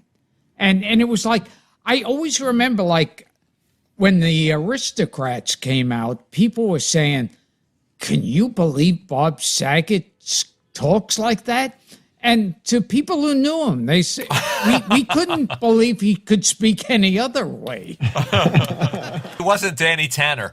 No. I didn't know him that well. I certainly didn't know him as well as Gilbert, but you know, but that was part of him. But there was such a gentleness to the guy. Yes. too. I mean, his humor was so edgy and so dark and so it could be so scatological, as you'll hear because we're rerunning the second episode that we did with him. But he didn't want to injure. He didn't want to hurt anybody. He was very, very, very sensitive guy. Did he always tell you that he loved you before he hung up the phone, Gilbert? Yes. As Dara shared with me, there was a real kindness to him that you couldn't miss. And I remember I got a call from Jeff Ross who said, "Oh, sad news! Bob Saget died." And I swear, I thought, "Oh, this is going to be a funny, sick joke." And I said, "Oh, okay." And I was waiting for the punchline, and then he said, "No, seriously, he died." And I still have a hard time grasping that. It's a gut punch. It really is. You Gilbert you made the rounds. You went on CNN. You went on television. You said some lovely things about him. But it's 65. I mean, it's too young. It's too big a loss for. And it seemed like he was another one starting out again. Like he did a live show. Yeah. And he was really excited to be getting back to live performing. And going back to the second podcast with him, and he started that podcast, Bob Saget's Here For You. And it did seem like he was entering another phase of his career and another phase of his life. It seemed like he was more wistful and trying more to be of service. I mean, that's why he was pleasant to be around. There really was no show business at all to the guy. Yeah. And he struck me, again, didn't know him well, but he struck me as also having a sadness about him. Do you think that, Gil, did you feel that? Yeah. A depth and a sadness about him. And he also, he had two sisters who died. Yeah, that's right. One from scleroderma, which was a charity he did loads of work for. Yes, to his credit. And see, there's another thing that shows that what I've always said about comedy and tragedy. He made, I remember being with him a few times where he made jokes about his sister. Really deranged stuff. But then you see, he loved his sister. Of course. And his family was totally traumatized by it. But he could just be completely sick. I think if you could communicate with the dead and get in touch with Bob Saget, he would make completely bad taste jokes about his own death. He was that kind. He would just really staying true to his art to the end. Yes. To the bitter end. It's a big loss for us personally, for Gilbert and Jeff and Stamos and obviously a lot of his friends and fans. And I put up a photo too. I was on the beach with Jeff, and we're holding up a phone, and on the phone is Bob Saget, because we're sitting on the beach and said, "Hey, let's call Bob." I saw the picture. Yeah. Yeah. Not much else we can add. Rest in peace, Bob. Well, another Thanksgiving has come and gone, and I thought it would be a good idea this year for me and my mother to say what we were thankful for. This is my mother, Fern. Now, we've written them down on index cards, what we're most thankful for. Should I begin? You can just start. I am thankful for the opportunity to do stand-up comedy for a living. Why, there is nothing more gratifying than to step out on a stage before a quiet crowd and through my comedy, turn them into an unruly mob. I am thankful for the brave man who pulled me from a burning building last week and sadly perished. In the process, I'll never forget him. I don't remember his name, but I think he had a mustache. I am thankful for women, the greatest creatures on earth, because without women, there would be no cookies. I am thankful for the kindly ladies who live across the and leave pies on their windowsills. So an old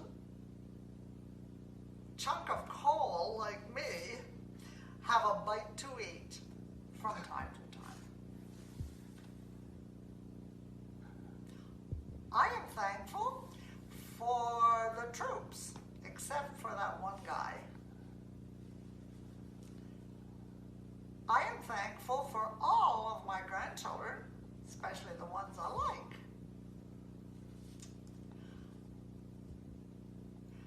I am thankful for the fine young men and women of the LAPD, along with the Burbank Police Department, who joined forces this year and finally solved the baffling murder of Bob Hope.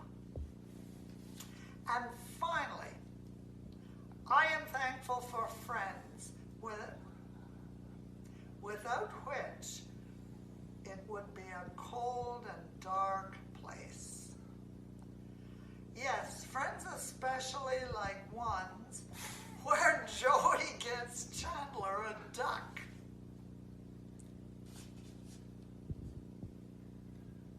The end.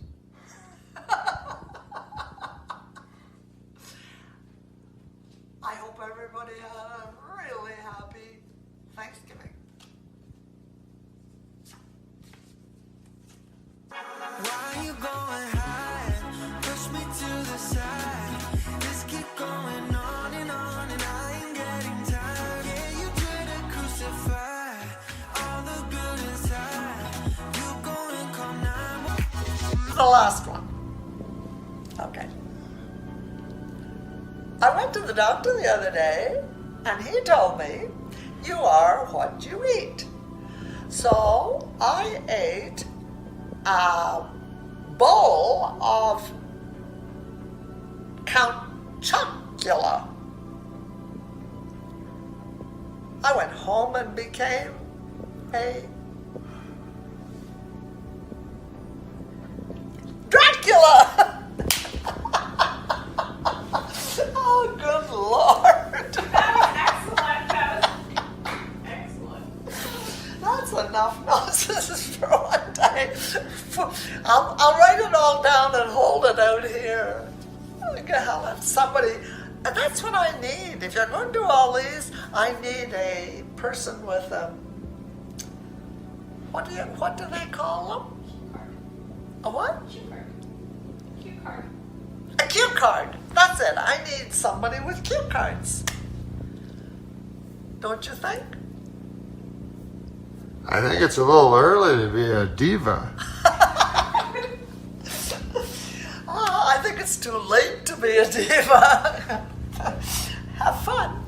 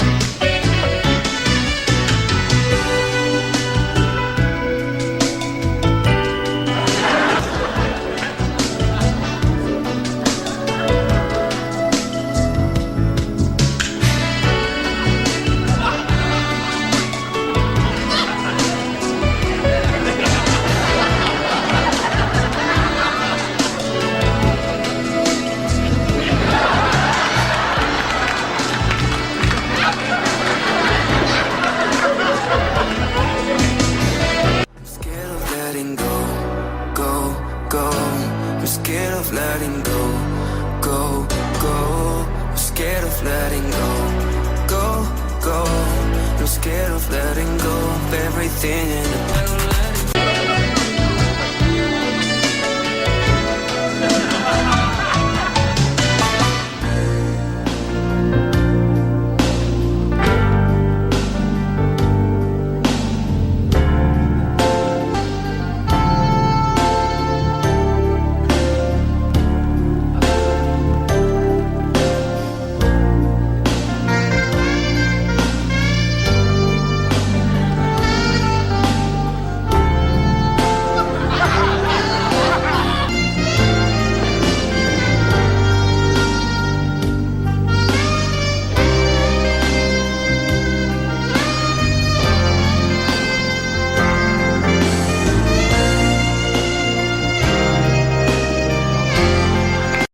Hey, World Cup. You watch the World Cup? Oh, I'm wearing one.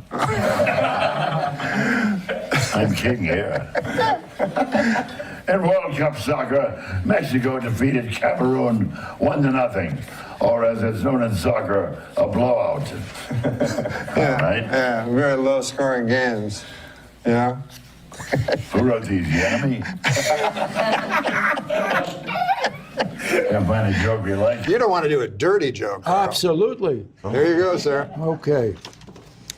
Police in Tennessee arrested a teenage girl when they found a loaded handgun in her vagina. When questioned, her boyfriend said, I guess that explains why my I can't say that word. I guess that explains why my cock kept getting blown off. I don't get it. A man in Chipata allowed a hyena to eat his penis after being told by a witch doctor that would help him become rich. Is it me, or does it sound like that hyena and witch doctor were in cahoots? I think maybe they were in cahoots. Gee, who writes these? Huh? We should have this person locked up and looked at, or at least looked at. I like that one. There you go. Let's do it. Let's do it funny. This one's like two pages long and cut off at the end. Come on, man. Do your best. Give it your best. It's not even complete. Give it your best shot, man. Troubled starlet Lindsay Lohan had a cameo on Anger Management last week and managed to shock the cast and crew by showing up on time and even early. Later in the week, the Mean Girls actress was looking decidedly chipper as she posed on the red carpet at a clothing store launch in Sao Paulo, Brazil. Perhaps Lindsay is getting a jump start on her upcoming mandatory 90-day rehab, or maybe bartenders are just asking her to land someplace else, knowing the way liquor... What the fuck are you talking about? Oh, here's the rest of that joke.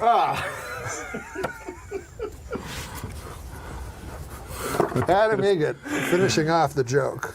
Makes her fly. Note, you know I can understand why someone in show business would want to drink liquor to soothe and steady her nerves. Why some people I know I drink liquor and get so steady they can't even move. Oh my God. Okay, let's get back to Tom. You wrote all these, Norm, or do you sit up and write all these, or? Music is the universal language, but one day soon it will be replaced by Chinese. Yeah, that's right. Hey, we got some jokes. All right, but that's all right. But you know, are these street jokes? No. So you wrote them? They're not. Someone wrote them. Some of them wrote that you know. Yeah, some people in this room. Okay, cool. Some people in this room. Thank you. I don't want to say who because in case the joke doesn't work. Okay, all right. So that's a strike. You can just read it. You don't have to read ahead if you don't want. There's nothing in No, I'll just read it then. Yeah. Boy, was it hot outside today. I went out to buy a California Pizza Kitchen signature pepperoni frozen flatbread, and by the time I got home, it was perfectly cooked and entirely eaten. 100% true. Oh, you ate it. See, I love your laughs. I love your laughs. It's just kind of weird, right? Some of them are odd. I'm not going to lie to you. Joke. I signed up for my company's 401k, but I don't think I can run that far. It is a long way.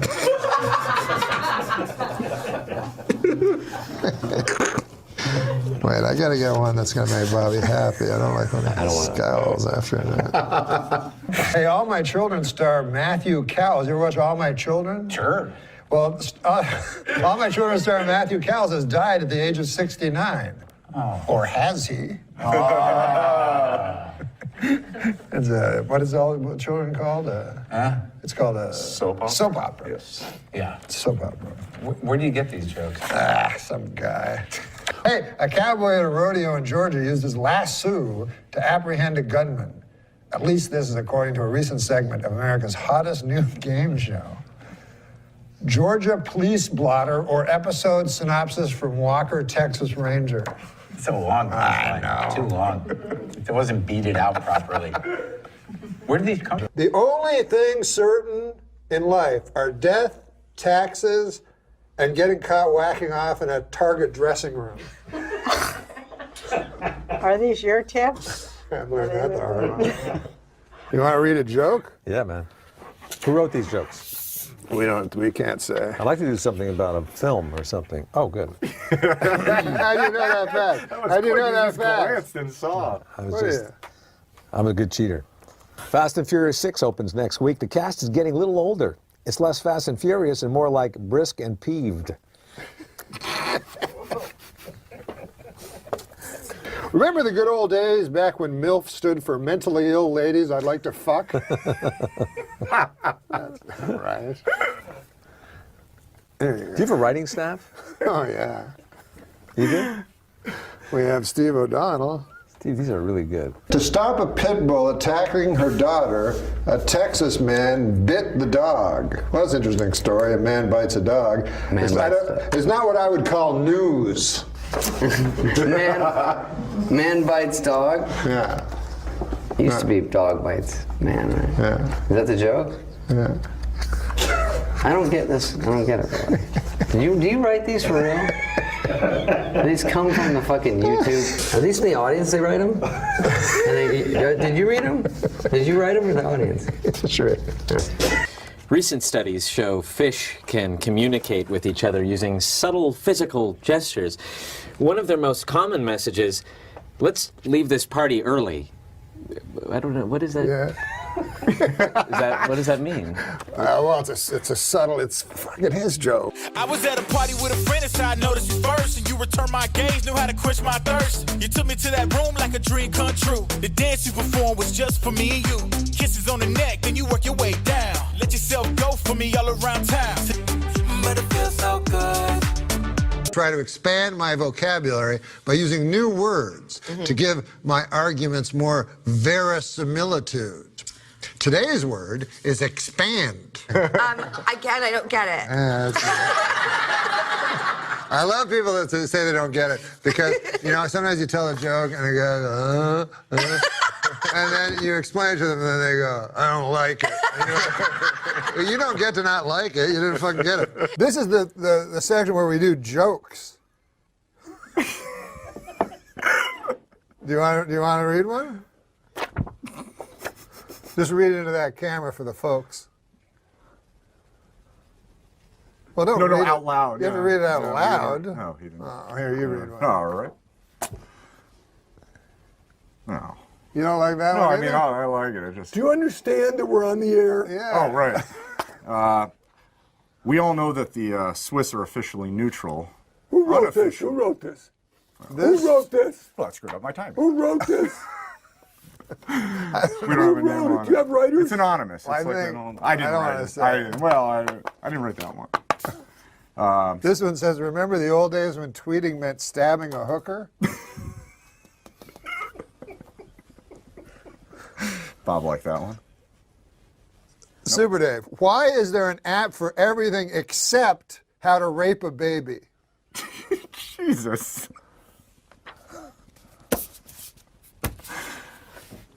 Some gold-plated chains would make a nice retirement gift for a very, very good slave. Well, Are you serious? Well, this was written. Are you serious? This was written years Did ago. you just write that? I didn't write Did it. you just say that? No, I read it. Yes. You read that? It was it was written, Oh obviously. my God Almighty! I'm not part of this. No, it was written No, before. I'm not part of this. No, you can't read that.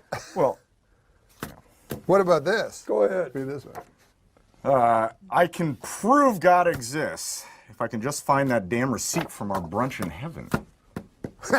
That is so funny. That is so fucking funny. Oh, this one's actually topical. We could nip. We could nip March Madness in the bud if we watch for the warning signs of brooding antisocial February fever. Who is writing this? You're doing this. This is your life.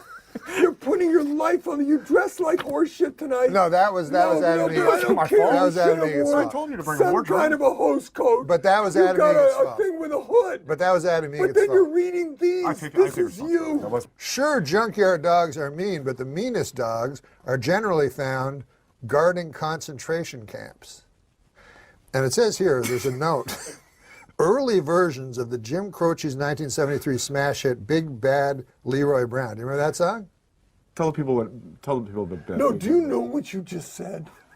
It Do you have included. any idea what you just This read? says it No, did you have any idea what you just read? That It was an junkyard dogs. anti-Semitic joke about the concentration camp. No. Oh, Not what do you mean, anti-Semitic no, at no, all. No, it's Semitic? No. Well, you know, I know what the problem They is. use- 'cause Did you write it? I didn't write that. Who wrote it? They Are you- use the meanest wrote it? dogs. I don't know who wrote it, but I think the problem is that some The people might people- not know what the concentration camps are. So you might need to- concentration camps were found in Poland. Oh my God! And Oh, what? fucking What? almighty. Oh my Christ Concentration almighty. camps Please were- get my nurse. I swear to God, get her in here right now and I'm reel trying me to away. explain to the Did you folks kind who of- You are Did you have too fun- much You salt? know what? This is your first show, and these are the. Well, I don't want to bring up the systemic, extermination attempt against the Jewry of Europe, but this says on this piece of paper that Bad Leroy Brown initially included the line "meaner than a concentration camp dog," but Croce decided it was unpleasant to the ear. And it was also offensive to Jews, gypsies, and homosexuals. Little did it matter, Croce would be dead with it. Well, this Lindsay Lohan can't swim a stroke, but she sure knows every dive in town. That one I liked. That was my favorite. I'm keeping this. That is a favorite. Did you write this? I didn't write that one. No, I Read didn't that write- one. Call me an old softy, but I'd prefer it if you called me a distinguished gentleman with a flagging erection. Oh. I don't like that one. I'll read that one. Why are you going to make me read all this? Alfred the Great may well be the greatest monarch Can you in the do me a history. favor? Can you find out what the traffic is like on the Santa Monica going to the desert? Do you know the Harlem Shake? Yeah, I've seen it on every single You've commercial. seen it. Then you'll appreciate this joke. I remember back when the Harlem Shake was just a black fella holding me upside down off a fire escape trying to collect his money. Can you find out what the quickest way is to the Santa Monica Freeway, please? And don't call me again. Super Dan. I don't care about anything. You don't call me again. There's no last minute fill in. There's nothing. Okay? Thank God we're only reaching 50 people. Wait, That's Super all Dan. I can do. The iron horse of broadcasting. It's iron. You don't pronounce it iron. That's what everybody No, tells me. It's the iron horse. Like Lou Gehrig was the iron horse of baseball. Yes. The word IRON is iron. No, iron. Iron. It is 100% made in America. Cast iron grilling grates. Say what you want about how huge and fat my head has gotten, but who'll forget it. Try iron. Yes, I loved Liberace, but with all due respect, man, if you kicked that guy in the ass, 100 cocks would fall out. Now, this is not what I do on Hulu. No, you wouldn't do that. No. Because I have respect for Carlos Thin. How much money does he have? I don't know. It's mostly tied up in iron. Now, Why doesn't that clock work? why doesn't that cock work? That No, clock it's, my cock works Oh, just this fine. clock It's over fine. here. Your mind is going somewhere, Norm. No, I thought that's what you said. I was trying to... What? No, iron horse. What do you say?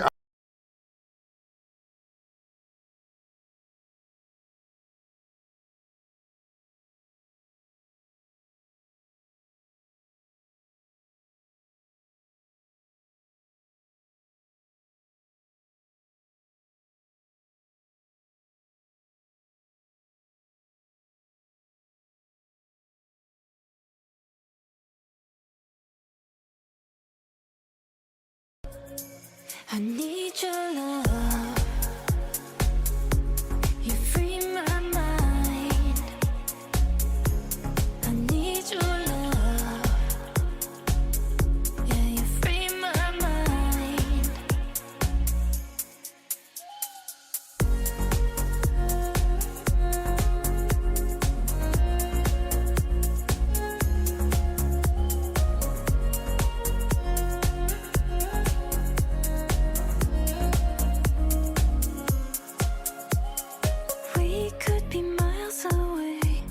In an interview last week, administrators of the FAA, David R. Hinson, explained why English is the only language used by pilots around the world. It turns out all the other languages are weird. Can't even hardly understand most of them. On my YouTube page is a thing that says Mark Norman on Norm MacDonald. It's like 30 minutes of somebody compiled me blowing Norm and just made it a video. So that's where if you wanna hear me talk about him, it's there. And just watch. There's a great channel. I saw he retweeted one of your jokes not so long ago. I reposted it on Instagram. It meant the world to me. Yeah, he has a YouTube page called I'm Not Norm, and whoever made it is like some super fan, and it's so well done, and it's got all the best shit. So check that out. I'm Not Norm. You know, there's a videotape which will really sum up Norm that you can find on YouTube, where it's Norm shits on his producer. And some lunatic compiled all the times Norm has said crazy things about me. But one of the clips I was watching yesterday, and I can be filthy on your show, right, Adam? Go ahead. He said that my wife, Diane, demanded that I spit in her face during sex and would imagine she was blowing a large African-American man. He told Gilbert Gottfried this on the show. I have visions of your name side by side on a wedding cake. You, Shelley, will be with Norm for the rest of your life. I'm not Norm. You're not? Well, maybe I'm not the norm. I'm not camera friendly. I don't wear clothes that fit me. I'm not Norm MacDonald. I don't even know who Norm MacDonald is. I'm Kevin Nealon, and that's news to me.